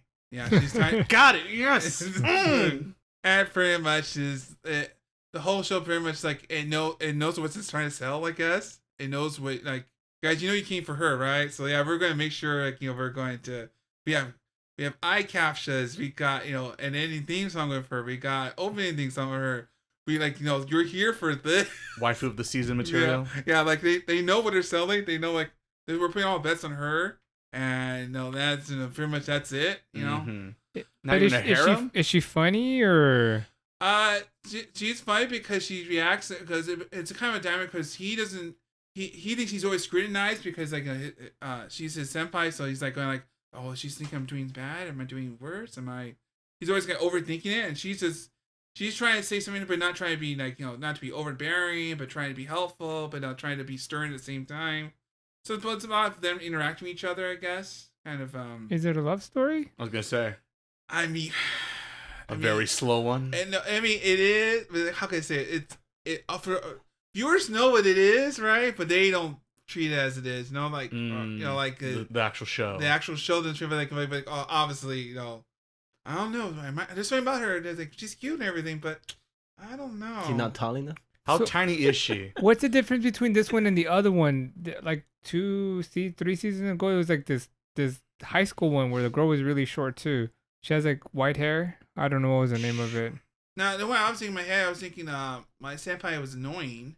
No. That's the one I remember. Oh, I remember seeing the opening for that one. Yeah, that was fun. No, I'm talking about this one where it's this guy, he's serious, and then there's this really, really short. She looks like she's in middle school, and she's in high school. Are you talking about My Love Story? No, it's a newer one, but basically she's really short too, and then I don't know if this is the same anime style, but basically she's dorky or whatever. Yeah, I describe her. Yeah, she's kind of dorky, but she's trying to try and be the senpai, to help him out, right? So it's a weird mix on and off, and then there's a manager who sees them often as a couple and tries to kind of get them in situations together. Oh, that's actually kind of different. He's I guess he likes watching the romance part of it. Right. I guess he wants to see people unfold and do their thing. And he's a people watcher. And then there's I guess the protagonist's best friend, who's where they grew up together, but they're not they'll see each other romantically, but people but you guys grew up together, so. What is it? Childhood friend, female friend? Yeah. Oh, so I was gonna say, so is there a harem thing happening here? No, they're both they just grew up together. Right? They're not. There's no real Well, yeah, but like I said, there's a lot of tropes in here. But the show's and then here comes a new female co-worker coming in the picture. Whoa! I don't know. And her personality doesn't match the other two. Whoa! Yeah, how crazy! Yeah. Well, look at that. But I mean, it's fun, but it's also safe at the same time. I guess is the way I put it. It's very anime. You look on the box, right? You look at the box like this anime, right? You go yeah, this is what I'm getting here. This is there's no there's no mystery. There's no murders or liars. It's this is what you get. You want fluffy romance? Here you go. Funnier than Ice Guy and Cool Female Colleague. Well, I would argue technically, I guess mostly in that case, no more like his reactions, the Ice Guy's reactions, really, and how, like, you know, what he thinks about it, because she's always, because no, I think the other one she's very stern, or Right, that's her thing. Or stoic, I guess it's a way to put it. Mm-hmm. Those kind of go back and forth, I guess. You know, there's not really like they're like, because I guess she likes cats, so like always trying to portray kind of like a chibi cat, like she has a cat ears, I guess, and kind of like lazy around, kind of like a cat. Does she also hate Mondays? Like, you in the Garfield reference? And only Miles is gonna pick up my Garfield references apparently today. So I'm the only one who collected the 3 books at the swap meet. Apparently, I used to watch it when I was little. What's wrong with you? Yeah, Kind of boring, Garfield. Well, I mean, when he's relaxing, everything's boring, isn't it? But he's having a great time. So, you know, I mean, overall, it's pretty, like, it's not bad. You know, animation's pretty good. It's by, you know, they did a lot of quality work for a lot of shows I watched before. Like, who was this done by? Was it Project Number 9? All right, not from the one I'm familiar with. You know, but then A lot of idol shows, perhaps. No, They did some key work for a couple of Oh, okay. Assisting, perhaps. Assisting, at least. All right. What's wrong with you? I'm just calling as I see it. I'm just asking. If Miles is familiar with their work, then there's a high percentage I might be accurate. So, Where's that from? That sound? I know it's super famous, but I don't. The internet's. Ask the internet. yeah, the internet will tell you later on. We just steal from the internet here. The memes come to life. Yeah, so overall, you know, I kind of like the ending a little bit more than the opening. The opening's pretty much, but, you know, opening is like, you know, and it's like, look at this wife over here. Look at this girl. Look at this, like, don't you want to watch this? Yes, I do, says everyone, all the viewers. Yes, I do. Pretty much. But overall, no, I'm having fun. You know, it's fun, but to me, I feel like I wanted to gamble a little bit, because I feel like every time I chose the fun one, usually it doesn't end well for me. I mean, Galaxy Next Door was a lot of fun, wasn't it? I don't guys? want any more Frank comparing Guys? I want Frank comparing it to watching Static television? Static television. needles in your eyes. Mm-hmm. No. Galaxy Next Door, everyone. So it might make the list, but I want to. We'll see how the last one goes, and I'll let you know. Looks at the room real carefully. Squinted eyes. Which way should I go? That's a good what's it called when you're transferring? Squinted eyes. Transition? Yeah. Transition. Squinted eyes. Yeah. If you don't mind me. The girl I like forgot her glasses. Ah, I see what you did there. Ah. So, any anime you've ever liked, put it aside. This is the best thing to ever happen to humanity. Bruh. This is Wow. life-changing. This We're is the hype train. This is the one. This is The the chosen one. So the guy he likes, or the main character likes a girl, likes a girl that forgot her glasses. That But- checks out. Wait, what? He likes a girl that forgot her glasses. All right. Living up to the name so far. But this chick is blind. This is not like you forgot your glasses. You're blind. You're like, it's so Walking in the walls and everything. just like Is her eyes like squinted like The this? cartoon with the swirly eyes. They got the take up. They're like just the swirly eyes and you just can't see. this is. Oh my gosh, I felt like I wanted to shoot myself. I don't think I've ever felt so angry at myself. I was like, why am I torturing myself? Why am I doing this to myself? Why does anime exist? I don't. This is like the ending of Evangelion. Just a little bit. Just sitting in that chair. Ivan sitting in that chair. We're all whispering, why are we watching this girl's show? Why are we watching this girl with the show, Ivan? So the premise of the show, the main character likes a girl that forgot her glasses. That checks out still. She forgot her glasses and she's freaking blind, and he sits next to her, and that's your show. Is the whole show one day? No! I've made a huge mistake. But there was a funny line in the last episode I saw. It was like episode 4. Like in the beginning, once again, she didn't have her glasses, and the main character said, at this point, I'm starting to think that she's forgetting them on purpose. like she just forgets them on purpose or something like that. But whoops, I can't see. I guess you're gonna have to help me. so, I mean, I don't know what else to say. That's the premise of the show. Just every day she keeps forgetting her glasses. And this is a new, And they slowly keep hooking up slowly but surely. yeah, and that's like the the cute couple of the week, the season. Yeah. So positive note, they are funny. All right. So the main character is funny because you know how you always say you don't like characters that they don't admit it or they don't know. Mm-hmm. Like he likes her. He says I like her. So whatever she does, like if she touches them and she does any little small thing, the way he responds to it is pretty funny. He's like, "Oh, this is the best day of my life." You know, this is like, I think, I don't remember, something small happened, and I think she touched his hand. He's like, "No, I'm not gonna wash my hand." So just like a lot of those jokes, and her, he says that she talks like a samurai. So he's like, "Are you okay?" She's like, "I'll be fine." You know, like a samurai, but she's blind. Like I use glasses as a person that wears glasses. I'm like, what? Like you're legally blind, you know? you like, how can you keep on? Need that LASIK over here. Yeah, she needs like the what's it named? Mr. Magoo glasses over here. Kind of like the little inserts, I guess, like the focal glasses. Bifocals? Yeah, bifocals. Like super thick lenses. Yeah, this is not at like a young age too. So I mean, but the positive, it is funny. If you're okay with the premise, like you might enjoy it, but it's just such a stupid premise. Like, I thought it was gonna be like one episode of her forgetting and then they kind of forget it, but no, they just keep on going. Keeps forgetting.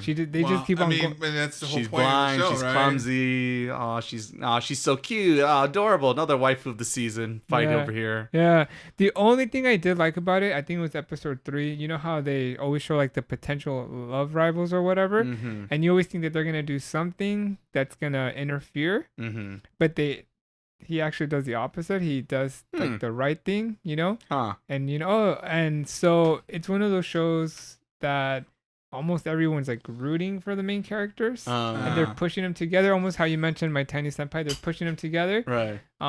So it's like that cutesy, feeling good, but once again, this chick is blind. This is like, I mean, is it possible? Like, I do remember always thinking that thing as growing up as a kid who wore glasses somewhat early on, and when you see like in Scooby-Doo Velma, she's like, "I'm blind, I can't see shit." Like, even without my glasses, I'm not that blind. Yeah. What the fuck? I know that there's some people that, I mean, it does get, but at that point, I think you're legally blind. Right? So, yeah. No, it can. Yes, that is a thing. That's literally a medical condition. So I mean, I guess that's what kind of bothers me, that she's like legally blind, and like we're laughing about it. She can't literally see. Yeah. And like, but it keeps on happening. It's like, dude, like, you know, like come on, man. Like, right. Every time you keep making the same mistake every day. Yeah, and it just like stupid jokes, like they're serving food and she's like, "I'm gonna give you all the meat, you know, because you're blah blah blah," and she gives them all potatoes. Or it's like, oh, come on, you know. Pretty silly. Yeah. So that's the show. Are you guys ready to watch the best anime ever? It sounds like an original anime. I'm starting to think you're kidding about all that. Are you serious? And my choice. Wait a second. Are you telling me you're being sarcastic over here? I don't care. That's my shtick. Oh, one last thought, and then the intro is like all like he's like floating in flowers and like this like what the hell's going on? They got good drugs in Japan. Yeah. It hit differently over there, I guess. They do a magical thing. I guess so, and that's why they can't see nothing. Too many drugs apparently. That's what I'm gonna go with in my head. All right, so it's my turn for my final pick this season, and my final pick this season was a little show on, I believe, High Dive called Level 1 Demon Lord and One Room Hero. So this is an interesting, not interesting story, question mark. Well, that's what I know, exactly. I'm gonna pull Frank here. Because it's very cliche and also not cliche. So the beginning of the show, you were in this fantasy world where we're basically at the end of the boss in our, JRPG, where it's like we gotta defeat the Demon Lord, and we got our quad team of, like a warrior, wizard, and this and that, every fantasy cliche you got, and we gotta defeat, to save the world. And by the end, this and that, it looks like they're about to lose, but then with all their might, they somehow slay the Demon King and take that and save the day, and they become the heroes of time and blah blah of legacy and this and that. But of course, on the final wounds pulled a Ganon, being like, Ganon, I'll get you, my pretties. When I get reincarnated, I'll get revenge on you. Just you wait. And sure enough, and that is like the first 5-10 minutes of the show, and then we wake up and we cut to I believe it's 10 years in the future, and sure enough, our little demon has returned, but in fact, as I spoiled, is a little demon instead of the big ferocious monster we saw early on. And apparently a lot has changed in these last 10 years since their resurrection. So their first goal, resurrecting, is like, I want to get revenge on that hero that struck me down. What are they up to? And they get resurrected by their I guess their big follower, Secretary Xenia, I believe is her name. And she's like trying to like, oh, so how's it going? Like, oh, we're gonna take over the world, right, boss? And attaboy, boss, here we go. And then the demon lord goes like, well, so how's the hero, which his name is Max, by the way? How's Max? What's he up to? Is he like living it up with hype, with greed and fame? That little bastard. I'm gonna love it when I get my revenge on him. He's gonna be so surprised to see me back. And she's like, well, it's a mystery what happened to him. We don't know what happened to him. So don't forget about him. Let's focus on taking over the world. It's like, no. I take this personal, and he flies off, or she, it's kind of question mark on that. I'll get into that in a sec. Flies off to get revenge on this Max hero, finds their location because of magical bullshit, whatever, finds them, and there it is. There they are. Time for revenge, and he's a dead drop beat living in a single room apartment by himself. Thus the title of our show. And to their surprise, it's like, what happened to you? You're like a legendary hero. You killed me. You should be like super famous, rolling in dough and this and that. Why the fuck are you slumping here like with trash bags and empty beer cans in your little single apartment? Oh, by the way, the also weird thing. So it's a fantasy world, but apparently in the 10 years since the resurrection, it's also kind of become modern day Japan. Oh, okay. So that's why that's a unique thing I mentioned earlier. So it's a fantasy world, but also just basically modern day Japan. So they're living in a small apartment that you would find in Tokyo. And so kind of surprised the demon lord, like, what's happening to you and this and that. And he kind of explains like, oh, well, publicity. It'd be kind of like when Frank mentioned earlier, it's like, oh, I got exploited by TMZ on a scandal, this and that. He likes too many lady friends and got in trouble for this and that and stuff like that. It happens to us all.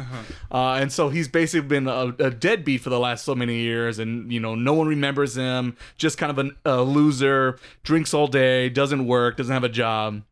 And so the demon's lord's like, well, we're gonna fix this. You defeated me. I can't let you keep going like this. So they decide to like kind of like move in and kind of help them and clean up their room and get them motivated to like do something, get up your ass and become a hero kind of again.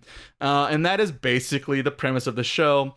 Because sure enough, then the secretary Xenia shows up and is like gets into a fight with them.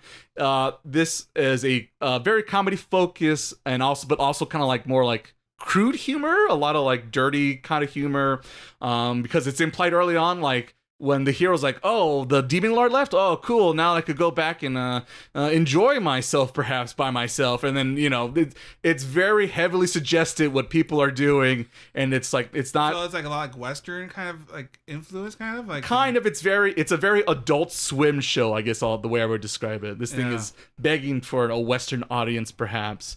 Because a lot of crude humor with him getting involved with ladies of the night perhaps and other things like that. So it's a little bit more, grungier kind of humor. I guess. Yeah, not so much. So what's the deal with the demon lord? No, not so much. Not so much.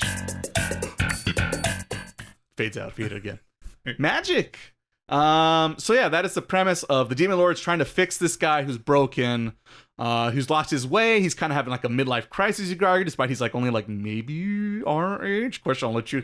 So he's very young at heart. Let's put it that way. That's the way I'm going to describe it now that I've realized what I just said out loud. So yeah, that is the premise where these wacky personalities collide, where I don't need the help. I don't want the help. I don't want help from you. You're a loser. You filthy demon. But there's times where it becomes a little bit more generous and serious, where like the demon lord goes like, no, for reals though, I want you to I want to look after you and I want to recruit you to be an actual demon because you're like a good guy. So it's like, it's kind of like the zombie thing where it's like a clashing of two ideas, a juxtaposition of like, I'm a masturbation joke, to like, for reals though, deep down as a human being, what does it mean to you in the world in the greater scheme of things? I feel like when you're doing something like that, like I hope that there's more of like the good part and like look at this crude, like like you said, crude. It's a fine line of crude humor and like serious moments of being a human being, and it sounds like Futurama to me. A little bit, yeah. Now that you mentioned that, I can see that. A lot of like like you're look at this stupid thing we're doing here. Well, I'm in the future. And there's a Hachiko episode. And then the poor doggy. That's a sad episode. That's what I'm saying. So it has a lot of like that moments happening. The opening and ending are surprisingly really well done for a slapstick comedy. Damn, sorry, that hurts right now. I just remembered right now. So yeah, there's a lot of things going on in this show. I found myself laughing more than I thought. The animation is way better than I thought, being a very generic slapstick kind of ecchi comedy also at times. So yeah, it's another thing that they're not scared to go for the ecchi shots of like low hanging angles. So we're more like perhaps. So yeah, and then also the reason I'm questioning the Demon Lord's gender question mark is because also they could transform, and they tend to transform into this like busty high schooler, but like of course, they don't. Well, it's played off as more of a joke than just generic. Well, big boobs are funny. It's more like, whoa, I was told sailor uniforms are supposed to look like this, and so I will fit in this, and like they really don't fit into it. And then they're walking around like Tokyo, and everyone's just like gawking, like, what the hell's going on with this lady? This lady's like cosplaying this high school. Like, what the fuck's going on here? So they're trying to blend society, I guess. Yeah, they're basically they think they're blending to society, but just failing epically, right? Catching nothing but so like it's a lot of the crude humor is often play for jokes, and I think gets it more right than wrong, which I'm surprised because I don't say that very often when it comes to anime and this kind of humor. But yeah, it's okay. It's better than I thought. Is it good enough to take the spot? Well, we stay tuned to find out, folks. All right, I think now it's Frank's turn. Oh, okay. You look surprised. We've been going in a circle this whole time, Frank. I don't know if you realize this or not. Yeah. I just, I thought you were going to say more about looks like... Bruh. All right. The third pick of the NFL draft. I had Dungeon Meshi, but I got disqualified.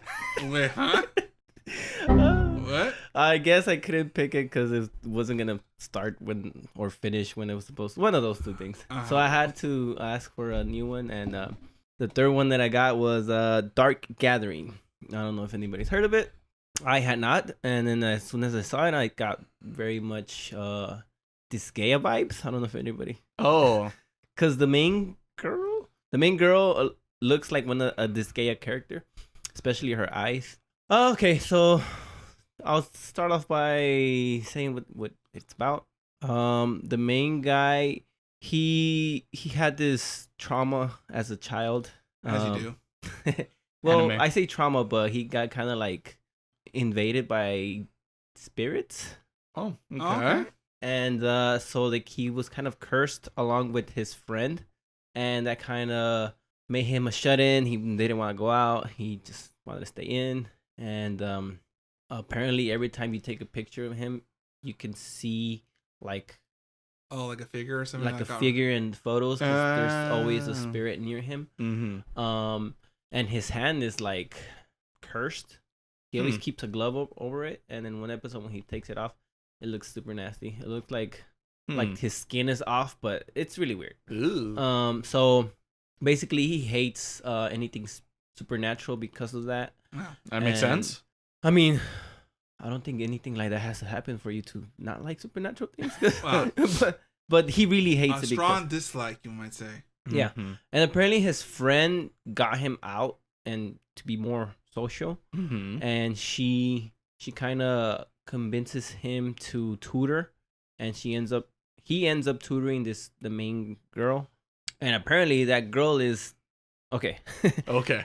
This is kind of weird. So he got cursed in the beginning. Mm-hmm. And he was trying to help, or he was near his friend, which I'm going to call orange hair girl. Okay. And that same friend, for some reason, was not as affected, and she helped him get out of his room.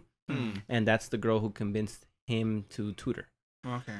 So he ends up tutoring this other girl who lives in the same house as his friend. Oh. She is her cousin. Okay, that makes. I was gonna say there must be some relative connection here. Yeah, her parents died and she ended up living with her. That sounds like anime. Yeah. So at first, this little girl and the main character, I thought they were around the same age, and but apparently he's in college. Oh. Him and his friend are in college, and the little girl's in middle school. Oh. But she's super smart, and she's really into spirits. Like, she can see them, and and also she likes them, because when he walks in, he's like, oh, you have something in your hand right there. He's like, and he's surprised that she can see it. And then she kind of likes him because of that. And she's like, oh, let's go somewhere haunted. Wow. And then he's like, no, what the hell? Like, it's only like a 8-year age gap question mark in here so far. Yeah, so it's kind of like, I don't care! I believe the FBI will be more appropriate. It's really dark because but at the same time it's funny, so it's the dark comedy, but it kind of creeps me out. But I'm curious to see what's gonna happen. So should I call FBI, open up! There it is. You need to call a priest. So she says, let's go somewhere haunted. And he's like, no, you have to study. And it's like, all right, after. So she kind of hurries up. And the weird part is that the cousin, the older one, she's kind of like, yeah, let's do it. And he's like, wait, no, that's dangerous. Like, what the hell? And he's thinking that. And then he even says, like, why does she always support her? Like, it doesn't make sense. Like, isn't she worried about her? So they end up, like, forcing him to go to haunted places. And, you know, they capture the spirits and all that. Solve mysteries in a mystery van. Yeah. So at this point, he kind of, like, he's fed up. He's like, you know what? I'm done with you guys. Like, and it was kind of like, oh, you don't like this stuff? I thought you were cool. Like, and I like that part where he kind of like has a realistic approach to the situation where it's like, you know what? I'm gonna just let these crazy ladies do their stuff. I'm out of here. Cool, I'm out. Yeah, and she kind of like feels bad about it, and she didn't know that he didn't like his curse. She thought that he was having it because it's like, you know, like a cool thing. Yeah, she's like, I thought it was like, you know, your pet, like Chinobio. Yeah. So she ends up going somewhere to kind of break the curse, and then that's how like he finds out, he goes help her out and stuff like that. So that's pretty much what happens in the first 3 episodes, and then he finds out that the reason it's not that she's fascinated with spirits. Because, you know, I've seen other stuff, or I've seen people that kind of like, you know, dark stuff, and they just like it or think it's cool for some reason. The reason that she likes it is because when she was young, her parents were in an accident, and she saw her mom being carried off by a spirit, and so she goes to the funeral and she sees her dad there. So she's talked to her dad, you know, after he passed away, but she says she's never seen her mom. So she knows her mom is somewhere out there and she's looking for her, and that's why she likes going to those haunted places. So I was kind of like, okay, now I'm kind of interested in her motives, and you know, the guy's motives are like, I want to get rid of this thing in my hand. And then the friend, who I think is the same friend that from being cursed, I think she's weird because sometimes she sounds weird so far. She's like comedy relief, but right, at the same time, I would imagine. At the same time, she's like this really dark character. You know, in Hunter x Hunter, where that where that what was her name? Nanako, Kilua's little sister. Oh yes. Where she has that other personality and her eyes turn black. Oh, oof. She gets that. But I don't know if it's just like a artistic choice or if there's something to it. So I'm wondering what's gonna happen with that. Anyways, I like it because I'm interested in to see what's gonna happen. And the main girl is kind of funny, the way she kind of interacts with the guy. And the college girl, she's also funny how she kind of like always roots for her, and it's like, yeah, you can do it. Like there's this one part where she kind of tells her to ask him out on a date, and I thought it was kind of weird. Like, now you can call the FBI. FBI, open up! There it is. But it's funny. And I'm really interested because you could kind of tell that it's kind of like the previous one. The budget is there, and I feel like I could see this being out of all my picks. This is the most mainstream one. The problem with this one is that it's a little too dark. Like it's kind of gory in the sense like I was watching it literally last night, I couldn't finish the third one because I was like, I'm almost afraid to go to the bathroom. We watching the dark, Frank? Yeah. Turn off the lights. Yeah. See that? So it's horror.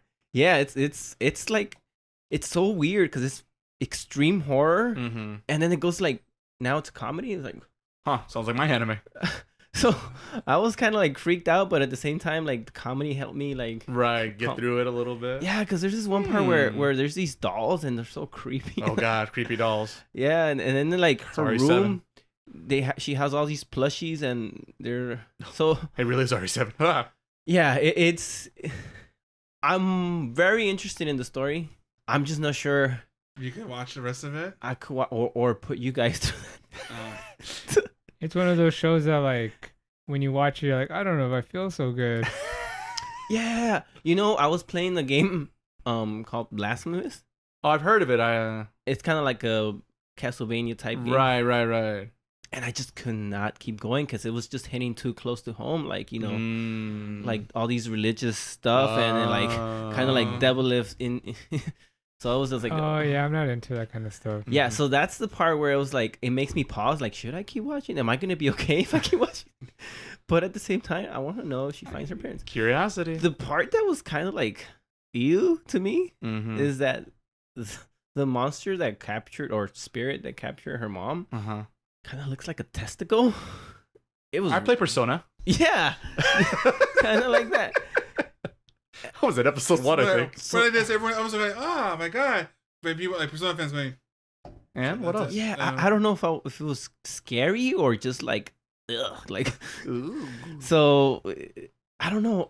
I feel like this show gets it right at some point, and then at other points it's like, what are you doing? Like, I guess we don't need that audience. Like, it kind of sounds kind of like Jujutsu Kaisen. It was trying to be too creepy for just like Oof.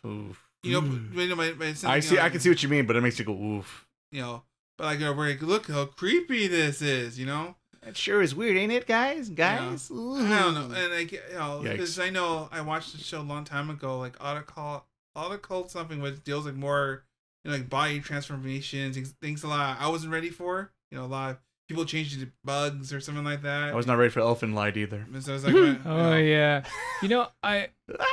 I've always said this like Berserk.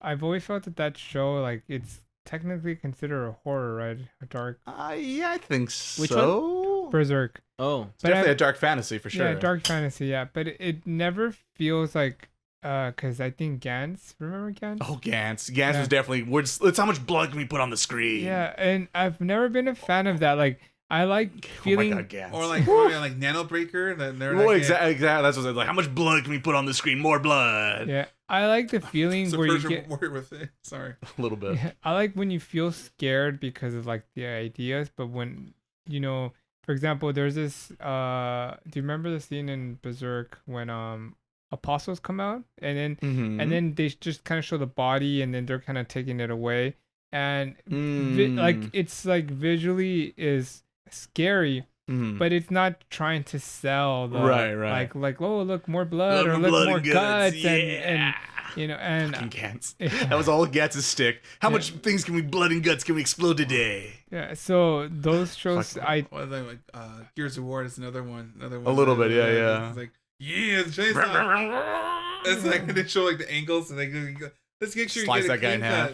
Or Funfetti if you put the kids mode on. All right, that was funny. Yeah, I've always been I don't mind watching a show that's scary, but when it tries to go down that way, I feel like you can be scary without. Right, I agree. yeah. It sounds like a lot, but all the Frank show instead of Liar sounds amazing, but that aside, if that doesn't win, I don't know. Liar, we all know that's winning #1 slot, but the other two shows sound quite interesting as well. Yeah, they're actually I thought this season was gonna be like not the best, but I think everyone has chosen really interesting ones. By luck, in my case. There you go. Yeah, I like it. It's just the horror part gives me a pause. Like I had to. But maybe don't watch anime in the dark, maybe, Frank. From the lights. I just safety blankie. Yeah, I didn't know. Watch it during the daytime. I couldn't know. Open the windows, turn the lights on. Make sure you're like make sure you're 6 feet away with the old anime. So make sure you're 6 feet away from the TV. Walk away from the TV. I waited to finish it the next day, and then like my family woke up. Was like, I'll wait for it to go away. Yeah, there you go. That was my last one. All right. So now it's time for the Miles show. The Miles Minute. The man, myth, and legend. Here we go. Okay. So my final pick is one I've been waiting for a couple months now, probably. Give or take. Yohane and the Parhelion, Sunshine in the Mirror. Can you say that again one more time, please? Even faster, perhaps. Yohane and the Parhelion, Sunshine in the Mirror. Okay. I like Mario Sunshine too. Wow. Anyway. He's already lost it with just the title alone. Yeah, sorry. So basically what this is, it's I guess it was kind of supposed to be kind of like a gag or like a, what you call like a April Fool's joke, like hey, why don't we just make an anime based on Love Live, Sunshine, which is really like alternate version of their, yeah, sure, and they make like a funny teaser, like, no, that's not gonna happen, right? And it happened. Alright, I don't know why I'm coughing now. I think I know why. You want me to give you the soundboard for this, or you? No, I think you're choking just fine already. Okay, thank you. Thanks. I'm glad. I'm here for your entertainment. Anyway, so this show basically is an alternative world, I guess, and whatnot of Lower Sunshine's city, Nirmazu. It's like it's fake like a Japanese city. Yeah, it's next to the next ocean. to Tokyo. Well, no, it's next to the ocean. Oh, even better. So it's an alternative world. Take whatever. Basically, we actually don't start with the main protagonist from Sunshine. We start with someone else instead. Yohane. A brand new character? No, it's a side character. A side character, no, but she's the main protagonist now, I guess. Ooh, shuffling the cards. Basically, she's been trying to go outside her hometown of Namazu and try to be like I guess kind of like make it on her own, kind of like trying doing dancing moves or being like a dancer / do other things, but of course it doesn't pan out for her. So her mom was basically to come home, to her hometown, I guess. So just to confirm, because you said it's an alternative world, but is it an alternative world that's very close to our world / aka Japan? Yes and no. It's a lot more fantasy elements to it. Okay. But there are phones, there are a pay phone, so it's a pay phone. But also these orcs and magical wizards flying about. Yeah, no, a lot of magic's happening, but it's also, I guess, not too like going to Dungeons and Dragons, I guess. Not yet. And so basically the show is has to go back home, and she has to she revisits all her old childhood friends, with all the other girls, I guess, basically. And there's something going on in the town with a mystery. What's going on? There's a lot of like spookiness, I guess, right?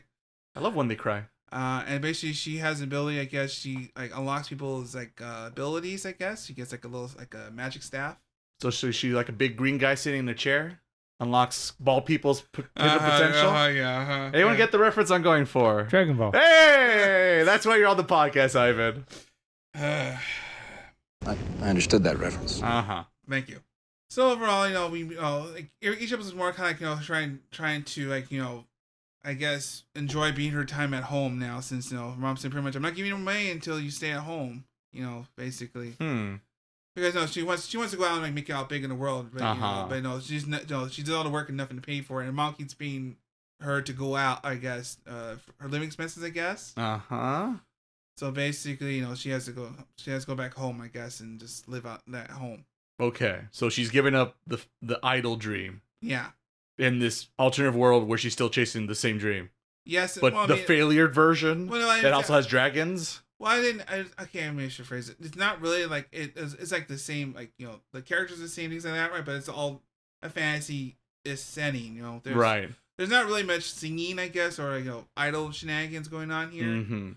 But her motivation early on was to be an idol. Yeah. Still. Yeah, that's like the I guess the joke, I guess.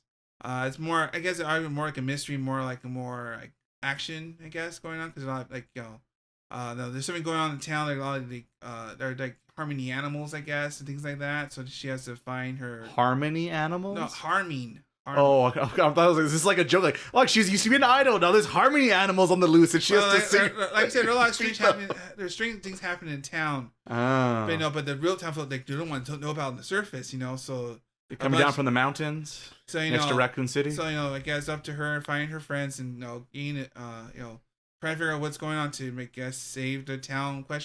That's So she's like fighting with the sword. well, like I said, she has like a little staff. Okay. Like a magic staff. I guess. Is this like a second season?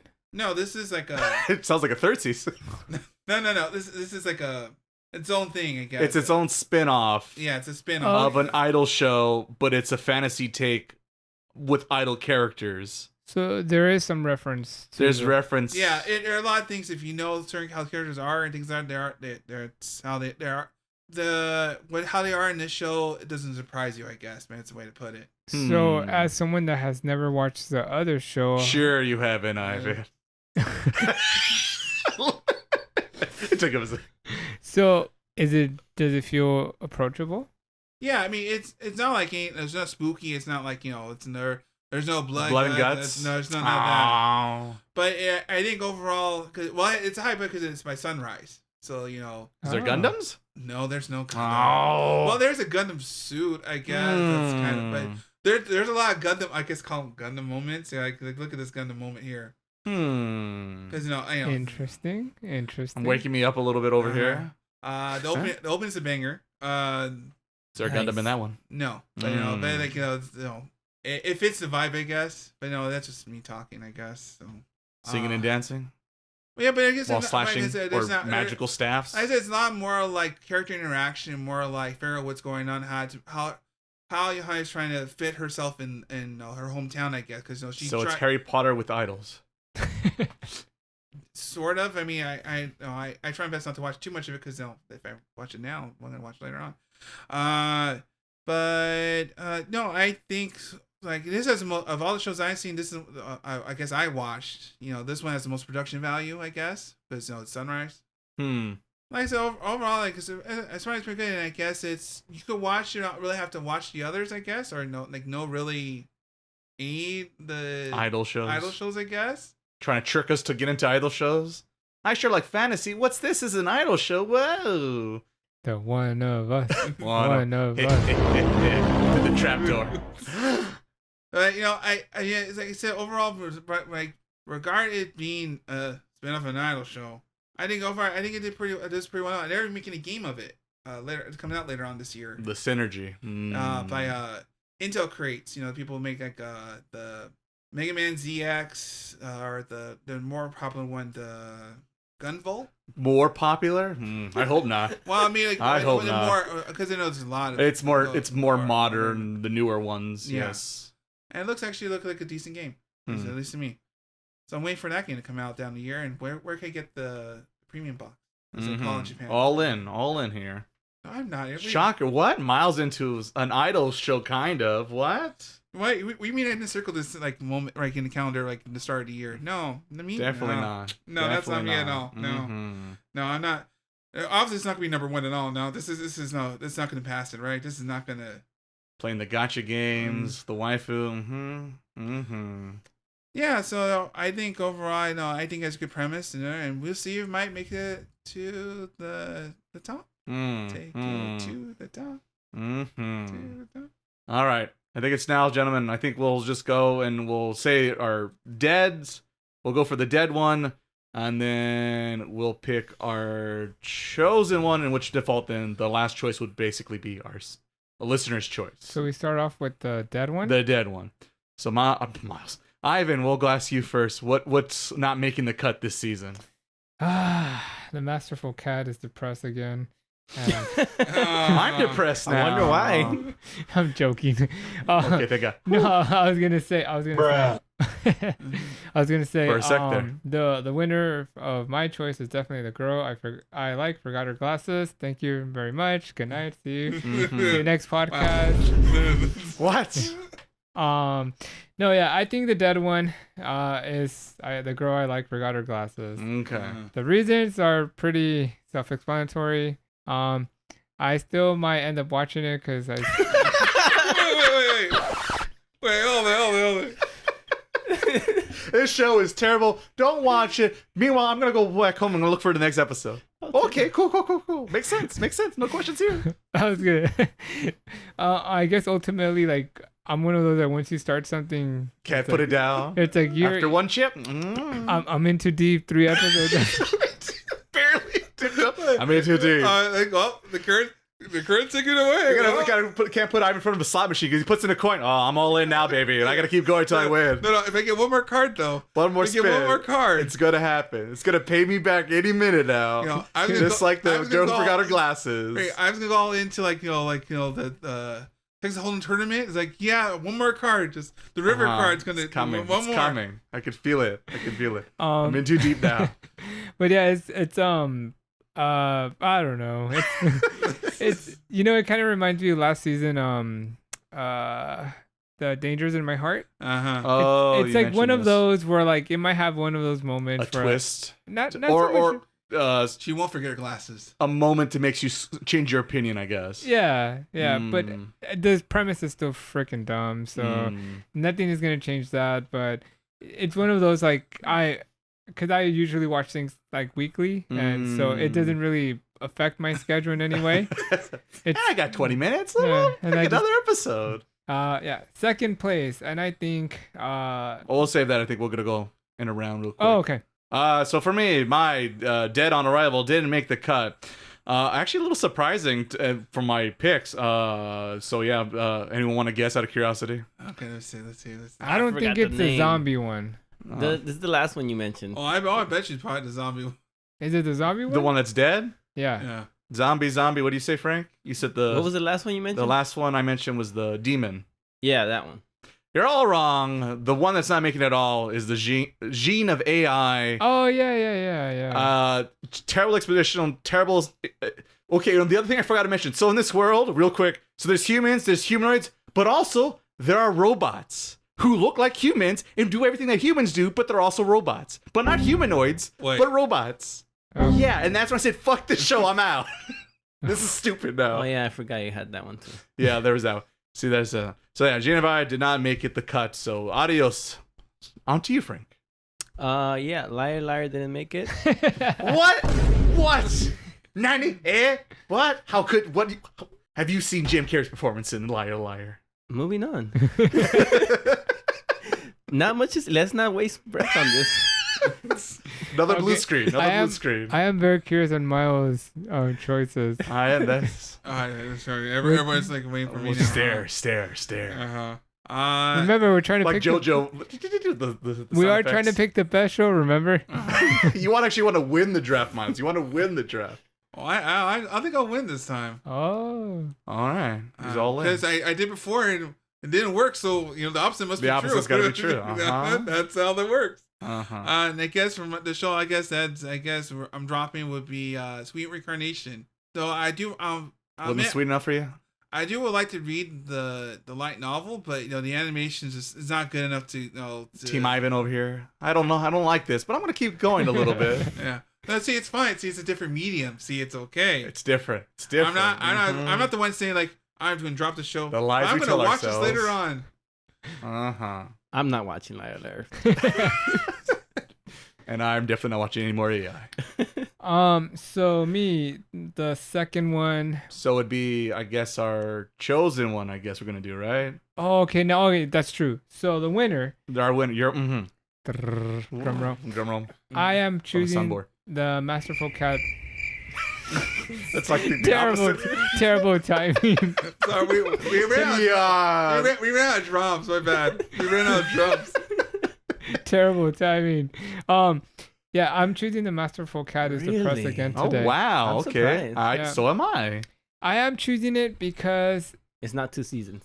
That is one of the reasons. Oh, that's a good point. That is one of the reasons, but I guess the reson why I'm choosing it is because it's a feel good. It feels good. It just I'm glad you went with that one because I was like, no.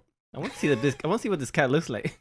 Yeah, it's a feel good, and I think Garfield. And I guess like I had made my decision before we started, but when you were describing the other one, it's like, oh, it makes me feel yucky, not good. I'm like, I know you probably won't choose it, but if you were to choose it, I'm like, let's add some positive in the mix, So I think it's one of those shows that I'm not sure. And then ultimately, like, it's a draft, so we're going based up on potential, and so I think that's what ultimately matters. Well, you can be. Well, there's Miles playing whatever game he's playing over there. I mean, potentially that you're choosing it. Where's it? It's on the movies tab. No, where's the movies tab? You know it. Oh. But you can't do this to me. There it is.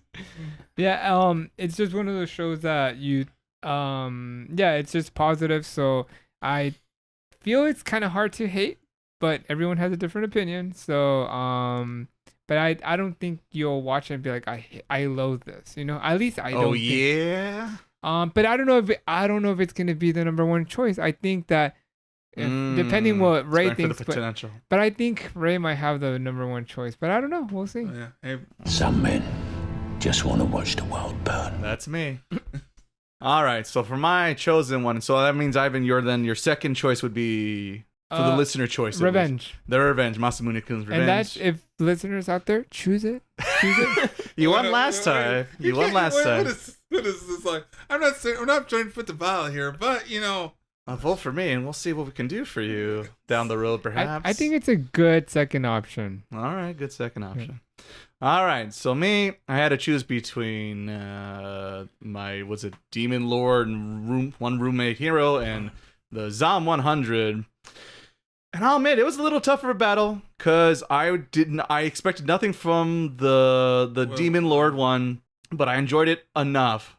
But then it was the game of, what does everyone else? Do I think other people will enjoy it, or do I think zombies? So it became a credit of ultra violence with zombies, which I know we'd mentioned earlier. Not if everyone's a big zombie horror violent person, or do I go for the crude humor, which I don't think many people are into that either. So it's like, I had to flip a coin, which one I go with, and I guess I'm going with popularity because Zom 100 is going to take it for my choice this season. I think it does enough interesting things. It's got the AAA budget. Ivan won with its darling Oshinoko from last season, so I guess I'm going to copy a page out of his book and go with the fan favorite with Zom 100. And it's fun, and I like the juxtaposition of dark comedy and wackiness and heartfelt moments. So, I will also cheer on hopefully I keep freaking Demon Lord one room here. A lot of fluids in a basket over here. I'm just saying, hey, if you want a little bit of this, a little bit of that, maybe vote Ray's way. Come on. You've Masamune, 2 seasons. No one want to watch 2 seasons of a show. Watch one good season of one. If it was so good, it would end in 1 season. This show it's 1 season good. That's all you need, 1 season. So come my way, vote my time. I think Zombie might be the number one show this season. We shall see. I'm hoping it can keep it going. It's got the Motley Crue potential with the opening and ending. We haven't gotten there yet, but hopefully we'll soon. I do like the ending. All the endings. I was surprised. I was kind of like, and I kind of like zoned out. I'm like, oh shit, has my attention. I came walking back to the TV. What's happening now? Ooh. I don't remember the Masterful Cat so much. I think the ending. I like the ending more than the beginning. The beginning was like, but it's an Ivan ending where it's like slower, if I remember correctly. There's a quote like put that in the stamp. I wonder who said Ivan that. approval. Yeah, who would say anything like that? Blue screens, anyone? All right, Frank. So let's hear it, Frank. What's our first and second choice? I'm just thinking about your choice. Like, did you really want to choose what you chose, or are you just going with the popular pick? I did choose it, but it was. I'll admit, when hearing Ivan saying he was watching it, I was like, oh, so Ivan is okay with the ultra violence, apparently. I don't think it's not ultra. Yeah, it's not ultra violence, but it's there. It's like a PG-13. Yeah. When you were describing it, I didn't get that feeling. Yeah, I guess it's not. Because I once again remember Ivan he blushes sometimes, like, oh my goodness, blood. Ah. So it's like there's blood in the show. Oh my god. It's like a PG-13 violence, in my opinion. Yeah. Because it once again it's not like Zombieland once again. I forgot about that movie. That's a good reference. Yeah. And even like the blood is like they do like paint. It's like colorful, yeah. Like colorful paint, so it's not like. Well, I can say it sounds like a lot like Zombieland. A lot more. It's more fun about like, over the top. Yeah, having a good time in this terrible situation. Also, Garfield reference. Hey. It's the Garfield episode. Okay. Well, yeah. I have a hard time, but I guess I don't want to make you guys watch Dark Gathering. I think it's too dark. Don't want to gather, talk about the darkness. Too much Dark Gathering. Probably, I don't want any of us to be possessed by demons, in need of an exorcism. Oh my god! Too late for me. Too late for you. Oh my god. Come find out. I am the darkness. Just a quick note on. I think it's called Dark Gathering because she's collecting plushies that are possessed. Oh, okay. Anyways, makes sense. But yeah, I'm gonna go with Undead Murder Farce. With Sherlock Holmes. Yeah, I think. Dracula. I think you guys will enjoy watching it. I think it sounds like it's the most promising. Like seems exciting. Like kind of like the Zombie 100. It's like original, I guess. Yeah, it starts one way and kind of shifts another way. Goes a different way. But then I feel like it gets its footing. It stabilizes. Okay. Well, and if you do pick Frank's show, then you're also picking Ray's show because I gave that one to Frank. Oh wow! So that's something to make a vote for Frank is a vote for me. Oh, you chose that one too? I did chose that one. I don't know what's gonna happen. Either way, 50-50 shot for me now. Good. Okay. So since now we're bringing the big guns here, we got a lot. Idol show. I'm nervous. Damn, I'm terrified. Are we gonna watch? You want to see Idol? true horror? Bruh. All right. I guess my choice is. I'm sweating. Oh my god. Inception. Be a better choice. Yohane and a Parhelion. Because which one's this one again? Is this Harry Potter Idol? The Idol Show. Oh, it's the Idol Show. Yeah. Okay. Because you chose the Tiny Senpai, the Reincarnation one, and that one was done, right? So we're picking the Idol Show. Yeah, that's the Idol Show. We're all watching. Okay. It's time. My brain just refused to acknowledge anything which just happened. Despite I understood, but my brain goes, no, I don't. It's not happening. It can't be happening. That's is basically this the first me. Idol show we're gonna be forced to watch? Forced. I mean, Miles out there, you're gonna watch it. You're gonna like it. Hey! I just want to say for the fact I haven't won so far. So clearly, if I have to put my lean into the idols. I have to step my game up. You have to bring the starters out. I didn't have to do this, you guys. I was trying to. It's sunrise though. It's sunrise. Now we're like in sunset. here now. We gotta deal this now. It's gold time. It's time. It's finally time for us to. Especially here, to move on to another podcast. Bruh. All right, we're gonna get our wings. And so Haname Renmei. Okay. Are we good? Are we done? Do we have our jokes? Are we good? I can make another Garfield joke if you like. Sounds good. Good choices. All right. And that means your Tiny Senpai. I cannot say tiny today. Yeah. Tiny Senpai is your second choice. Right. All right. So we got Tiny Senpai, the Dark Gathering, right, Frank? Yes. My hero, one room hero, something, Demon Lord. And the one level. And then Masamune-kun's Revenge. Yeah. I like to remember that, but I can't remember my own show. Season two. Oh, if you guys, if it does end up like second choice or whatever, do not see the OVA. You can't see the OVA. The OVA is after the manga. So they made the anime the first season, and then they made an OVA that's just at the ending. Oh, this is for me. It's not even an ending. It's like a one shot, like after the. What if? No, it's like a later chapter. It doesn't exist. It's just a what if, a made up one shot after the story ends. So you cannot watch it. You have to like So just. So you have to read the manga, I guess. Watch that one? Because you'll just watch and be like, "What the hell's going on?" Oh, okay. Yeah, so it's good to know. Good to know. Who greenlight? Who greenlight? They just assumed it was never gonna happen. Season 2 was never gonna happen. And all fairness, that was a long time ago. I would ultimately the reason why I didn't choose it is just because I just didn't feel the production met your hype. The Ivan standards. The Ivan standards. If it would have if I would have had more slow paced music, maybe. Oh my goodness. All right, so I think that's it. That's our choices this season. Yeah. Back to Miles. Okay, everyone. So I guess that's a collapse of our conclusion of our preview for summer 2023. So we'll look forward to, I guess, when Veteran season's over with, and we'll give you our full reviews. Before we go on further to our weeks, let's chill and take a break for a second. The Transformers will return after these messages. We now return to the Transformers. Why am I not shocked that Miles picked that one? It would be cool if you had the Slam Dunk commercial. Actually, I do have those too. Oh, really? Oh, man. Mm-hmm. You become a good basketball player with whole ball in hand. Oh, hit him, Miles. Give him a little taste. I want to ask you, does she say, if you want to impress your girl? You think? Just hit it, Miles. All right, let me find it. It's in the commercials. Hi guys! The first part of Slam Dunk was fun, wasn't it? Basketball's great. Let's play it together. Come on, guys. Let's play together. All right? And then, of course, because we have to. Thanks for waiting. The second part of Slam Dunk will start in a minute. Let's get together in front of TV. In front of TV. No, that's okay, but there's another one she says like if there's a bunch. There's a bunch. If you hold the ball in hand, I think she's in hand, you become a great basketball player. I'm like, damn, why didn't I know that? Had I known, I could have been. I could have been playing on the Lakers. Yeah, you just hold the ball in your hand and you'll be a great basketball player. It's just so good. That's all you need to do. Those are classic when you think about it. Oh, they're great. I love Ingress. I love it so much. All right, I guess we'll now go into our weeks for a hot second. I guess because I know Frank has a lot. Let's start with Frank. It's a lot, but I'll keep it short and sweet. Basically the Ivan torture. No, it wasn't torture. I torture myself for watching it without breaks.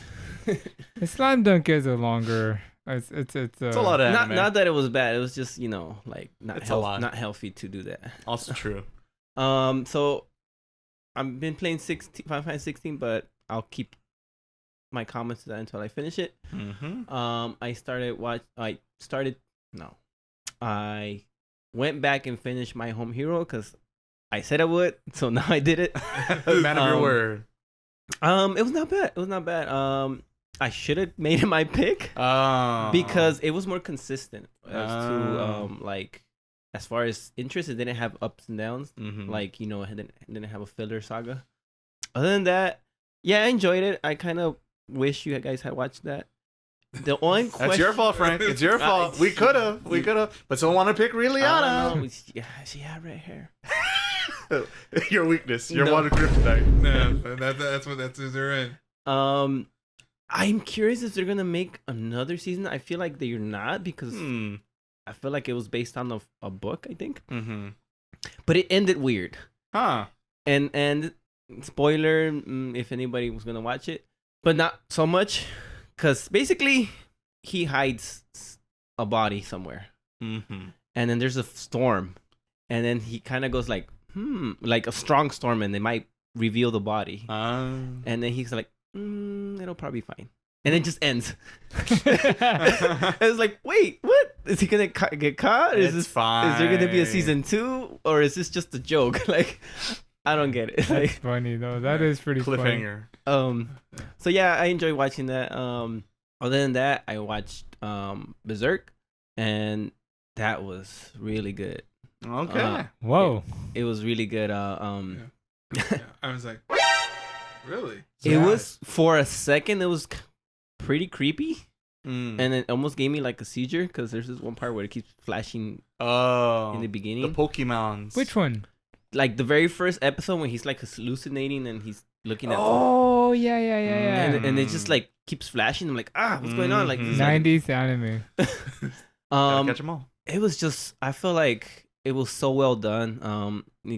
The beginning kept reminding me of that series, Game of Thrones. Because I felt like the main character was Jon Snow. He's like, oh yeah, and then you know nothing, Guts. Griffin was that's his name, right? Griffith. No, it's Griffith. Griffith. He said like that. Reminded me of Robbie. I don't know if you guys seen Game of Thrones. The older brother from Game of Thrones. Yeah. So I'm like, I wonder if that's how he would have ended up. Like, but yeah, it was just, I just thought it was really well done. The characters were likable, except for the girl. I was kind of like, damn. You didn't like Casca? She was like, come on, like more of a Mary Jane, perhaps. Yeah, she was just kind of like, come on, this is a nice dude. You gotta treat him right. And then she reminded me of those girls that are always like, why can't I find a good guy? And then and then the good guy's right there, and then she's like, after that, the jerk, like the guy that doesn't pay attention to her. It's that's like kind of what it is, right? Yeah, a little bit, a little early on for sure. And that annoys me. Like, come on, get your act together, lady. I thought it was very like real. The ending was it made me feel weird. like it was just like, I did not expect it because we were at one place at one point, and then suddenly we're like, what's going on? What's all this? I think that for someone that has never watched the show and you just kind of watch it blindly, it's a good experience because if you've like have some knowledge of it, then you probably won't be as surprised. That's true. But like if you just watch it kind of how you watch it, I'm just one episode at a time, like let's see what happens. No manga, no nothing. Yeah, it's definitely gonna like get you surprise you. I don't know if I should watch the other ones. I'm kind of afraid because I have this image now. I don't want to corrupt it. It's called the manga.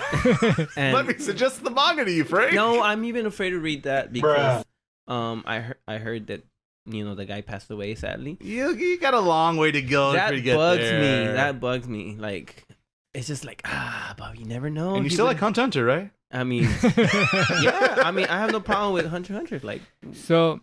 I like Ippo. That thing's taking forever to come out. So, but he's consistent at least. So man's putting out chapters. I'll say this. The anime, it's so there's like arcs in Berserk like any other show, right? So they call that one the Golden Age arc, and that's one of I think I said this when we picked it in our tops. That arc in itself is the reason why I have it in my number one, just because of that arc, just the way that arc was written. So even it's true that it hasn't been completed, but just because of how that arc was written, it to me was enough to put it in my number one. Just when you just say just from that story from A, B, and C, like just the story, or how do you break it down as a story? Oh, 3-act structure. Yeah, 3-act structure. That's the way to me that it was. And the anime, I felt like they did a good job to eliminate things that they wanted. They had an image of how they wanted to tell the story in the animation. And I felt like they did a good job. Yeah, I really like that. The opening song reminds me of Fooly Cooly, the music from Fooly Cooly. Like go back to listen to it, and it's. I feel like it's there. What was how did the song go again? Oh, well, I don't remember, but not well from what I remember. That's why I'm like, how dare you say this about my Fooly Cooly? Wait, you don't like the opening? Not really. From what I remember, no. It gives me like those same like the rock, right? It was like a rock song. Yeah. And then the ending song was really creepy. Oh, the cello. I don't know. Oh. And then the music during the anime that one song just keeps stuck in my head. Like, oh well, it's cool because they made that things become viral. So that Guts theme, they made it. Miles hit me. Oh. Yeah, that one. It works for everything. I'm walking down the street and I'm like thinking of that song. Pretty much, it works in everything almost. Serious, jokingly. It was great. I really enjoyed it. I finished it like in 2 days. Damn, that's a good sign. That's fast. That's what I remember. Yeah, the only reason that I didn't finish it earlier is because I had to go to practice. But then when I came back, I'm like, I'm finishing this. Put away your life, Frank. Your life's now Berserk. They do a good job. You are the Black Swordsman, and not Kirito. No. Yeah. They do a good job of those cliffhangers in that show, the Berserk. They and it ends on probably the most infamous. I read something funny. They said they said if they would have just animated like the next minute, we would know what happened. Right. But they literally ended in that one frame, that second of time. Yeah, if they would have animated one more minute, you would have answers of what happened. But because the way they did it, I'm trying not to spoil anything, but I'm just like, there seems to be like in a really bad spot. Like, pretty much. How are we gonna get out this one? Like, stay tuned, guys. And this is the end of the show. Like, what the fuck? I forgot who said it, but it was like somebody on the podcast was like, I just want a show where there's like normal people fighting super big monsters but they don't have power, so it's like, oh yeah, that's what it is. That's basically. And then I'm like, well, this is it right here. Whoever said that comment, watch this. I'm trying to remember who said this. I don't remember who it was. We'll check later on and review the previous episodes. But yeah, it was. I can't give it a perfect score because there's the grandma factor, where can you watch it with your grandma? I'm like, no. If your grandma's cool, you can. So it's just that's the one thing. Grandma / kids, parents, whatever. Like that's the only thing. But if you're around people that are don't care. Hey, my little 5-year-old nephew, come on over. Let's watch Berserk together. What's the? You know what? I was watching the. Poor Grandpa just lost it. I was watching Dark Gathering, and my nephew was passing by. He's like 2 or 3 years old, and he was just like staring. I'm like, oh, should I pause it? Should I pause it? Hope nothing bad happens. But yeah, the other thing that I watched was Slam Dunk, but I think we're all talking about that. The movie. The movie. Oh, should I? Oh, the first, or we're talking about the movie, I believe, or the anime too. I'll talk about the anime. Without spoilers. It was no Slam Dunk. It was tough to get into it. I did enjoy the sound effects whenever they would do a dunk. That was like probably one of my favorite things about the anime. Yeah, because you know the Foley. It would happen, and it's something that Ivan mentioned where Sakaguri is clutch. Like you would see like something would be happening. They're in a like a dire situation, and then he would just come out of nowhere, boom, rebound, boom, dunk. Oh, yeah, he would do that. Yeah, and it's like, oh my god, no. Mr. Rodman. They did a really good job of hyping things up, and it reminded me a lot of Ippo in that sense. That's true. That's true. So I don't know which one came first, but they're like, Ippo is basically Slam Dunk, in my opinion. Like, because Ippo's first. Because you know, they have those moments, and then they have the audience who explain everything that's happening. Yeah. And then they also has like those exposition impact moments. And I just kept laughing not laughing, but it's just like funny. I was trying to figure out what the inspirations were, because Shoshoku, what is that how you say it? The school? The main school? That's obviously the Bulls. Yeah. So I'm what are you trying to say? So I'm thinking like Sakaguri is Rotman, and then Rukawa is Jordan, and then what was the I've read who all the characters were based on. Oh yeah. And I they're not all Bulls. Some of them are like from Gori, he's based on Patrick Ewing, if I remember. Oh correctly. yeah. So they're all based on certain other famous NBA players. There was like a point guard. I that's someone I didn't know that was based on someone else, and then I forget which one's Bugs Bunny. So they're all based on someone. But you know what's funny? I actually don't think that Rukawa is like a good Jordan. I actually feel he feels more like Kobe to me. I was gonna say that. He feels more like Kobe. Yeah, he does. Does he have a gambling addiction, perhaps?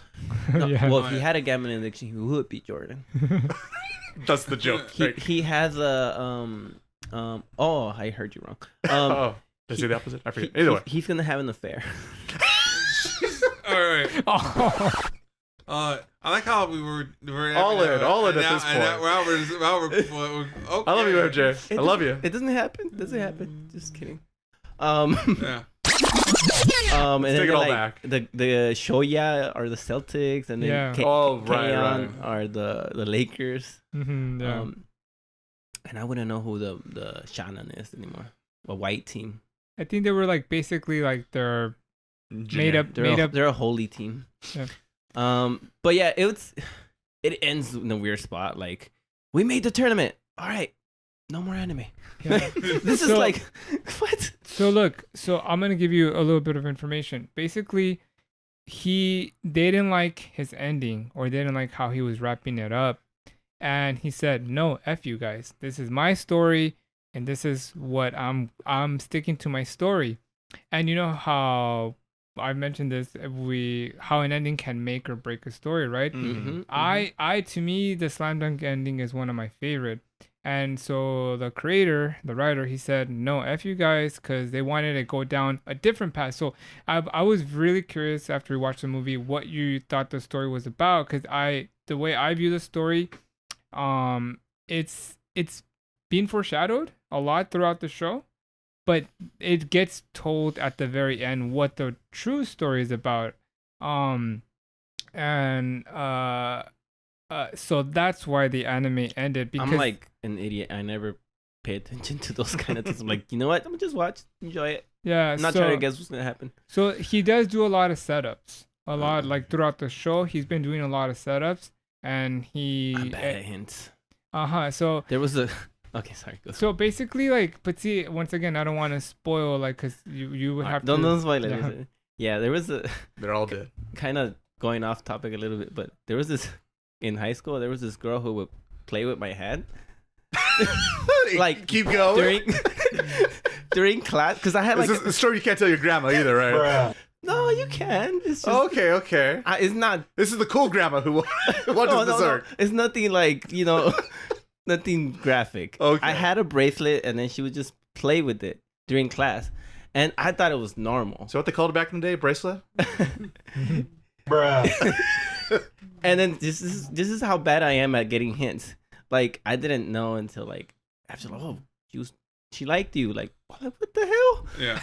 She should have told me. Poor Frank. A few moments later. All these years later. Yeah. So wait a minute. Hold on a second. Wait a minute.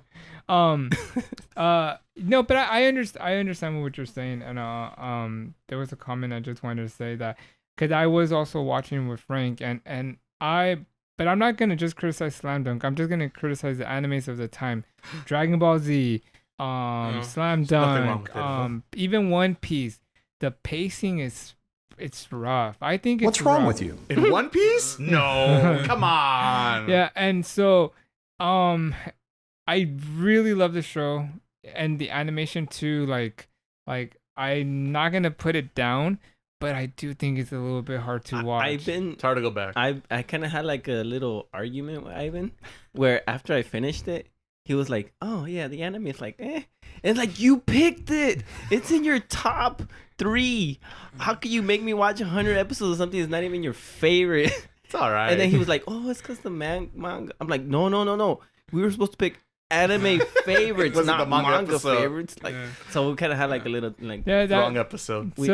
But I would compare it like to Dragon Ball Z because I'm sure we all watched that episode. But like to sit down and rewatch those 240 episodes, that would be hard. I can't do it. I feel like it's the only show I feel like I could go back to just for nostalgia alone. Dragon Ball Z, all the filler though. Yeah, it's the only one. I think I know I complained a lot about it in the beginning, but I think after actual games start, I don't mind the slowness. My problem with Slam Dunk in the beginning was I hated the non-basketball filler stuff that was going on because I hated the episode with Judo guy. I hated that. You know what though? There is there's a reason for that because basketball. I know he keeps coming out. No. Oh. It's because basketball was not popular at all. So basically, basketball at that time was because of him and Slam Dunk. Basketball became a thing in Japan. So no one knew what it was. So that's why they really break down the sport, how to play. That's why they do all those things. So that's what's kind of cool about it. But once again, like if you know the sport and you're like watching the story, it's tough to watch because you're like I already know it. But I feel like you're talking about something else. Because I don't mind all the explaining part. Oh, the part that I mind was like the very few episodes that he was just like, "Are you gonna be on the team? Not gonna be on the team?" And it was just I feel like all that was. But once they started playing, I'm like, "Oh hell yeah, this feels good." And I think that's one of the things I've said to in the past that how I'm not a big fan of characters that start off from scratch. That's one of my kind of I really dislike it. You said that he was a exception. Yeah, he's an exception. So when characters start off from scratch, it rubs me the wrong way. Like when I was a kid and Slam Dunk will come out, I will get irritated with it. You know, like I'll get like this show like bothers me. I don't I want him to start off like at a Goku, Kid Goku. Where they're already strong. Just OP already. Yeah, they're OP already. You know, even like One Piece. You know, they already can fight. Pretty much. So you don't have to do this whole like this growth process of like, you know, of them learning a skill. So Slam Dunk became an exception, but once again because of the ending. So you know, you start and I do think that he's a good storyteller. Well, I'll see that in a bit. The last thing I wanted to mention was the opening is like, now that I hear it, I'm like, oh, I remember back in those days. Even though I just watched it. I remember yesterday. Yeah, like I remember back. Yesterday was such a good day. The 80s were good. Like it does have that vibe. And then when they changed the opening, I was like, stupid opening. But then I got into the second one, I'm like, oh yeah, I'm like, I just hate this stupid hair, but damn, this opening is good too. Oh yeah, you weren't a fan. I of hate his hair. I thought the CGI is that right? Mm-hmm. From the movie was gonna be terrible, but like, because Ivan sent me a clip and it was Takaguri. Mm-hmm. I'm like, oh, he looks stupid. Like, but I had not seen him change his hair like that, because which I'm like, I don't understand why he changed his hair. Like, yeah, I wish he loves the locks. Bring back, the Frank school. I like Frank's style. barber. He has Kurobara hair. yeah. The little pompadour. What was it, the alternate universe? It was Kurobawa was the main hero. Mm-hmm. I was thinking that when also maybe they get tired of drawing it at some point, and they're just like, oh, like just puffy. Yeah, so bada bing, bada boom. Time to make more No Hunt Hunter. Yeah, so yeah, it was good. I enjoyed it. Super long. The anime it's weird that it's sad that it doesn't end, and I'll just end it at that. What was your favorite game? My favorite game was the game where the last one in the anime. In the anime was the game where he dunks it. Which one? I don't know that down. It's the first game that they play it, because they have that practice game against Rionan. Yeah. That the official game they have against Rionan, where the last game of the anime series. That was the last game, no, right? No, the last game is the game against it's like a scrimmage. Oh yeah. And then the game before that is Rionan, but I don't like that one. I like the one before that one. You don't like the Rionan one?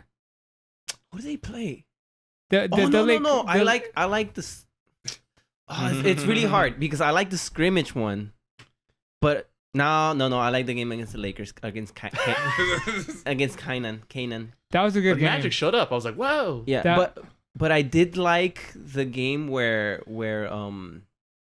he does he gets the winning point and then they lose at the last second. Oh, that was the very first game. Yeah, I thought that was cool because the reaction he has with Rukawa, I thought that was really cool. Their relationship is really cool, and once again, it's kind of a bummer that they did omit things from the movie. Did them dirty.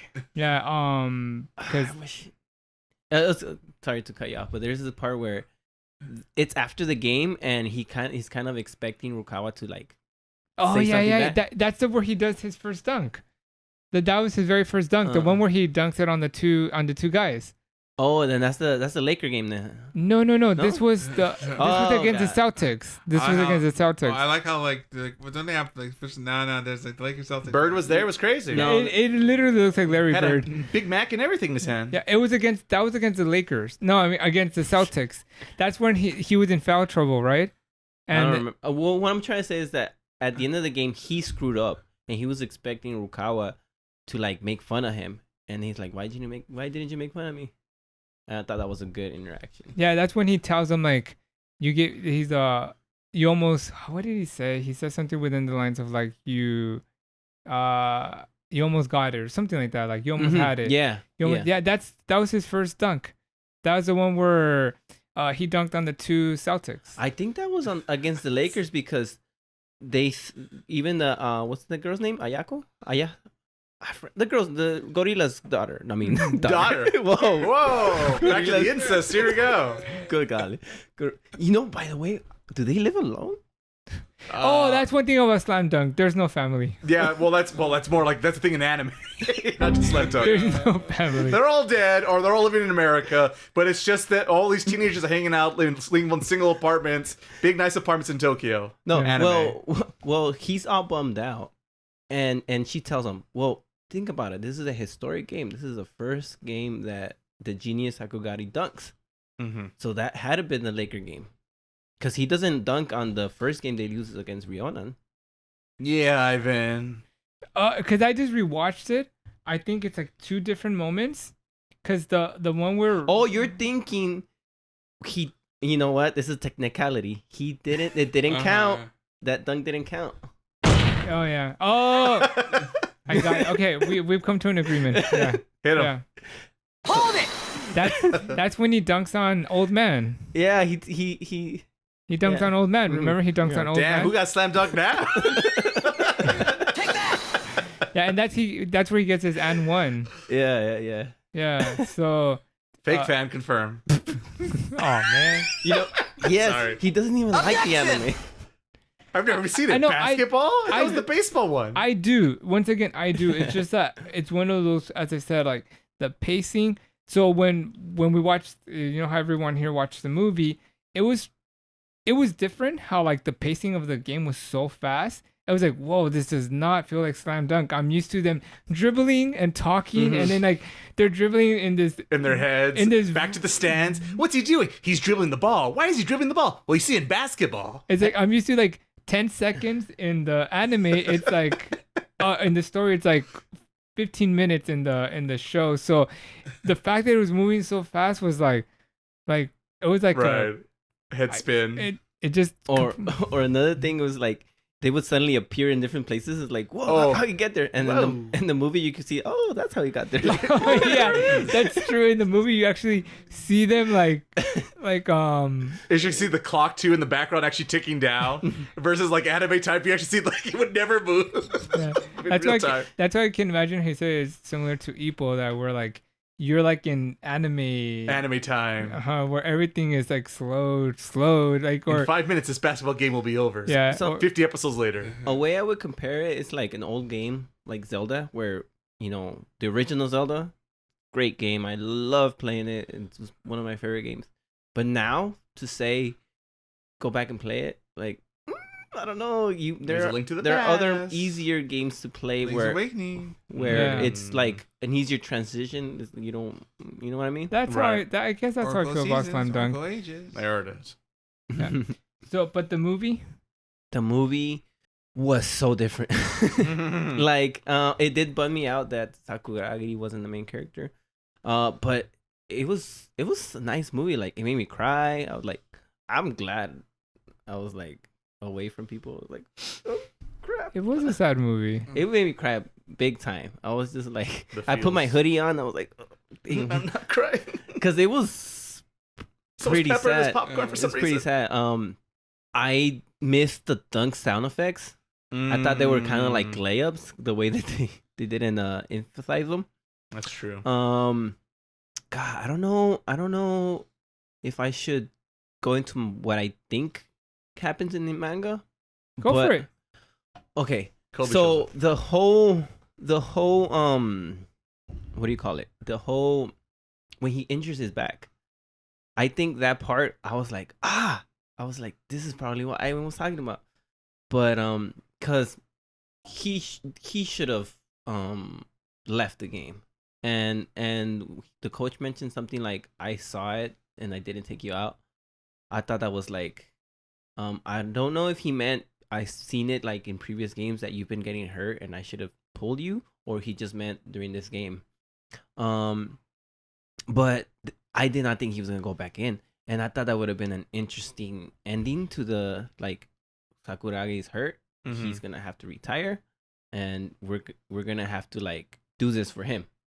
When he went back in, I was like, okay, now he really is gonna retire because he's gonna screw his whole life, and I didn't think he was gonna do anything after that. So what I'm wondering is he like, does Slam Dunk end because he kept playing this game? And I don't even know if I want to hear your answer. But I feel like that's it, and they couldn't get into it because, you know, in this movie it was about Ryota.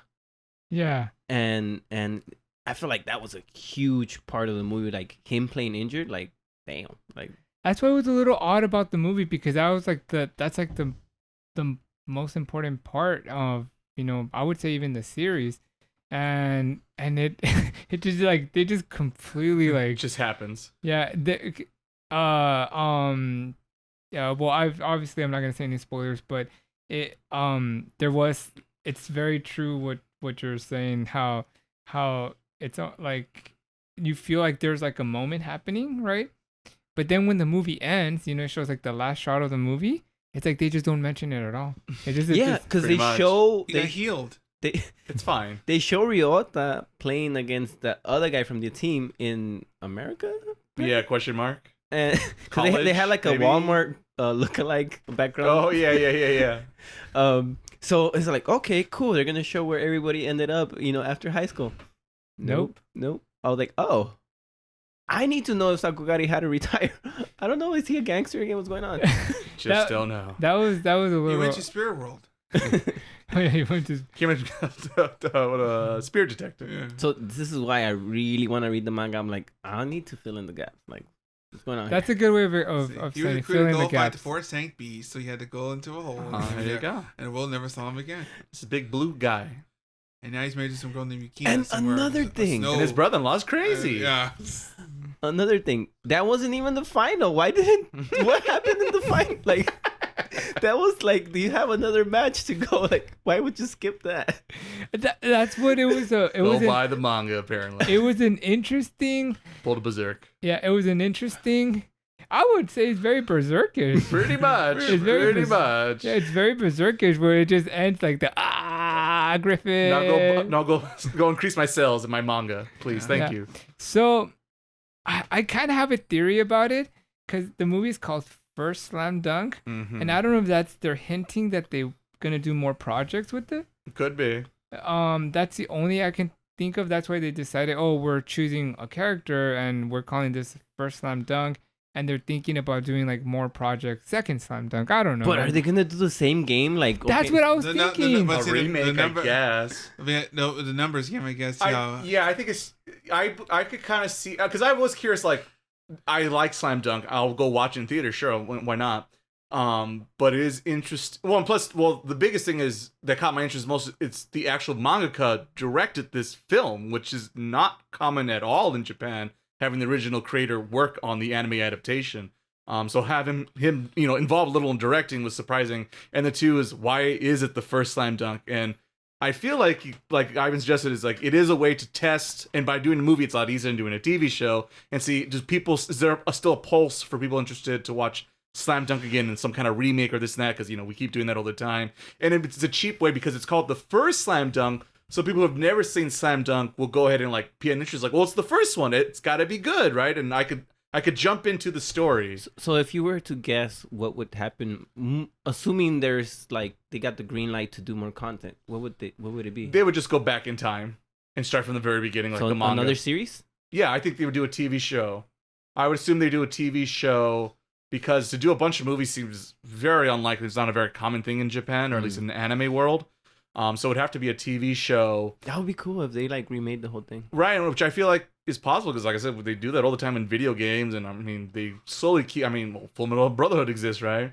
So there's a couple examples, and also in the anime industry where they go back and remake stuff. They should do that. So, and it's been 25, 30 years since the original, so it could go for a new spin, and this and that, and I'm trying to think, what's the hottest Haikyuu maybe still the big sports anime? What's the big hot sports anime these days? It would be funny if they remade it and they changed the colors of the uniforms to base it on the popular teams right now. So they would be the the Warriors. Oh my God, who's the Stephen Curry over here? It's the guy who just shoots threes all day. They're gonna call it the next Slam Dunk, and what's that guy that does the shooter? Bunch of Subway sandwiches. Michi. Michi's gonna be the coach for the team. Yeah. He's gonna be a Steve. I used to play with one of the greatest players of all time, and I went to coaching instead.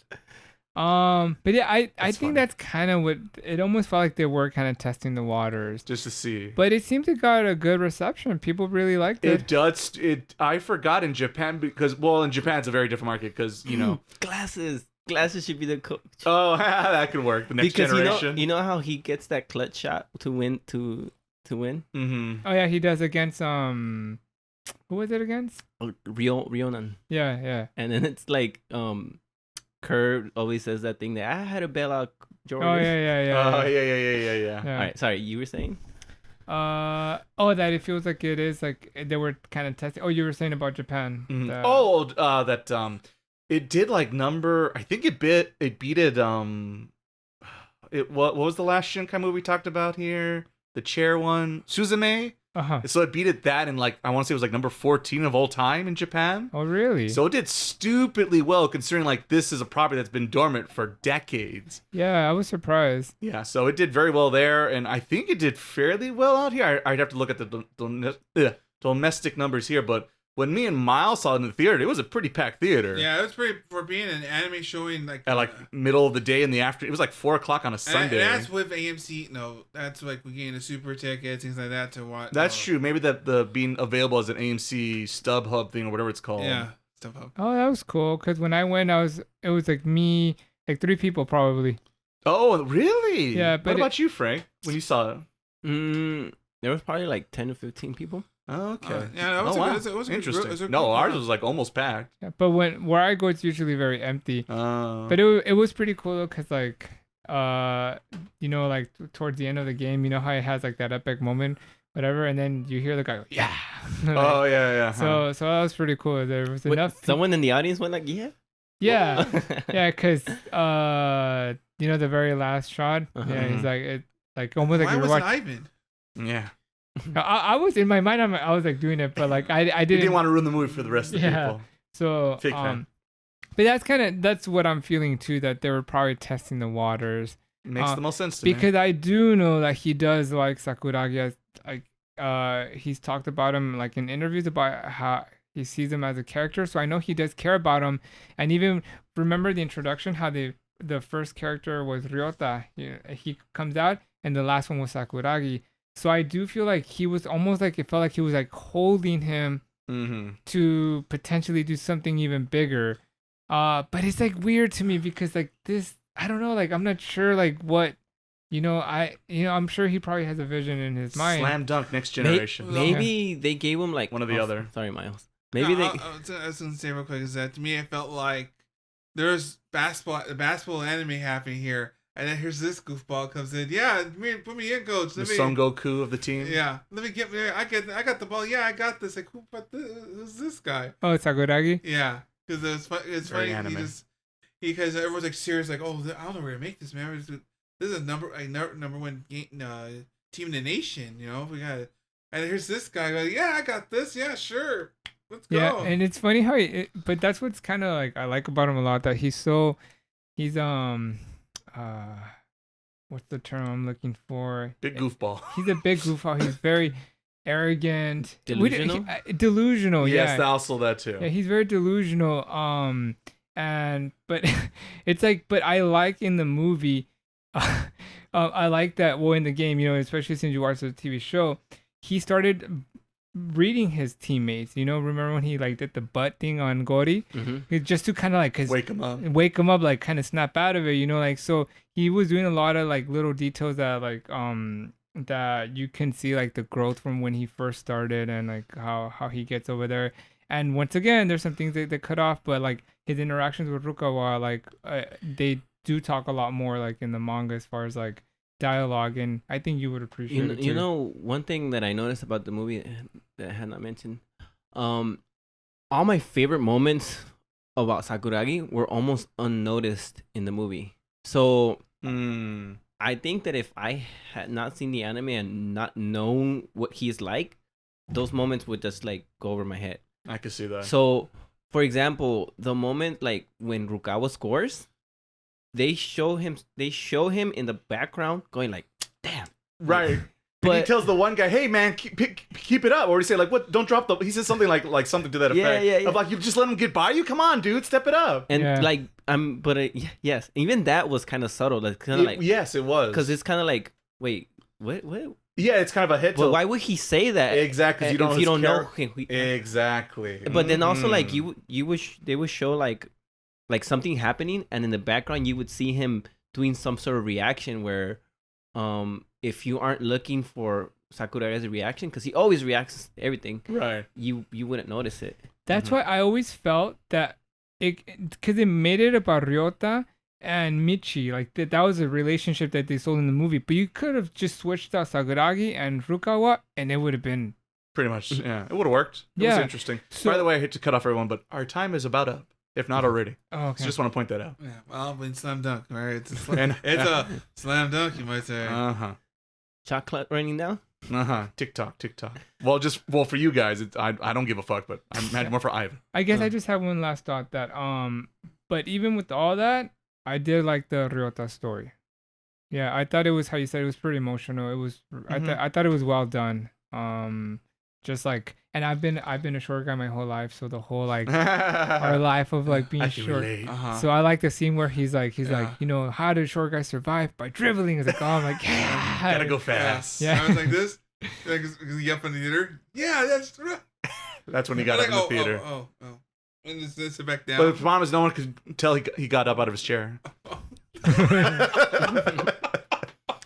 Doing short jokes today, apparently. I guess low blow. To finish my thoughts, I liked his story and how it was about his loss, and I thought it was nice how it ended, and he got to close that chapter that he had that, I guess, monkey on his back, or and then I thought it was a nice touch where they kind of, the big brother was taboo, and then after he beat that team, it was kind of like, okay, now we can accept that he's gone, and they even put the picture and they started. Yeah, it was cool. I thought it was a nice touch. It is a nice touch. One fun fact, quick for me. I thought the fun fact so most of the movie's CG, but when we talk about Siguragi's past for like 2 seconds, it's all in actually traditional animation. Anyone catch that? I caught them. I was like, oh, that's a cute little, like, hey, it's just like the old school one. And so here's the old animation styles and greatest hits real quick. So I was like, oh, that's a cute little thing that I wonder if anyone else will catch. But I did. And I thought it was nice. I feel like I did notice it, but like, it was just, since it was so fast. It's really fast, like 2 seconds. It's like 10 volumes of information they're doing. It's like, here's Sakuragi. Someone you don't know, but who is this guy? And he's got this whole backstory apparently, and it's done in traditional animation. Watch anime in 2025 to figure out. The second slam dunk, the next generation. You choose. Yeah, that I can totally see a name like that. The slam dunk. See, it's different because it's done. Yeah. More slam dunk, dunking again. Slam dunk 2. The ultimate dunk. I was just gonna call it rebound. Super slam dunk. Slam Dunk Ultra. I was just thinking the Slam Dunk Broly. Dragon Ball. No, Slam Dunk GT. Super Slam Dunk. Grand Tour. All right, you win, Ivan. Here's your prize. There you go. There it is. Well, great movie. It was good. All right, back to Miles, the host, question mark. All right, I guess real quick, I've been playing Oracle Seasons. No time, Miles. Well, do that. Cool, same thing. Let's go back to Zelda. I've been playing Resident Evil and Fire Emblem Engage again. Look forward to that next week. All right. And me, I started watching a show called First Love, a Japanese romance live action. Is it a drama or a reality show? Drama. Sure you're watching it? Drama. It's called First Love. Okay. I typically don't watch live action TV shows of Japanese because they tend to be a little bit too anime. But I like what you watch, Adam. Wait, hold on. So it's too. I don't like anime. If we had time, I would ask for the Ace Attorney thing so I could slam the desk and say contradiction. Well, yeah. No time for it. I've always felt like they try to mimic anime, and sometimes what works in anime doesn't work in This film. is also true, I suppose. Yeah. So, but it's been good. It's been good. So, and it's actually really artsy show. Has slow music. What I like, what I like, that slow ambient music. Yeah, so it gets a pass so far. Okay, I guess look forward to that sometime in the future, hopefully. All right. For that, I guess wraps up our episode for this week. I guess we'll see you next time when this podcast goes. Yes, let it go. Haters.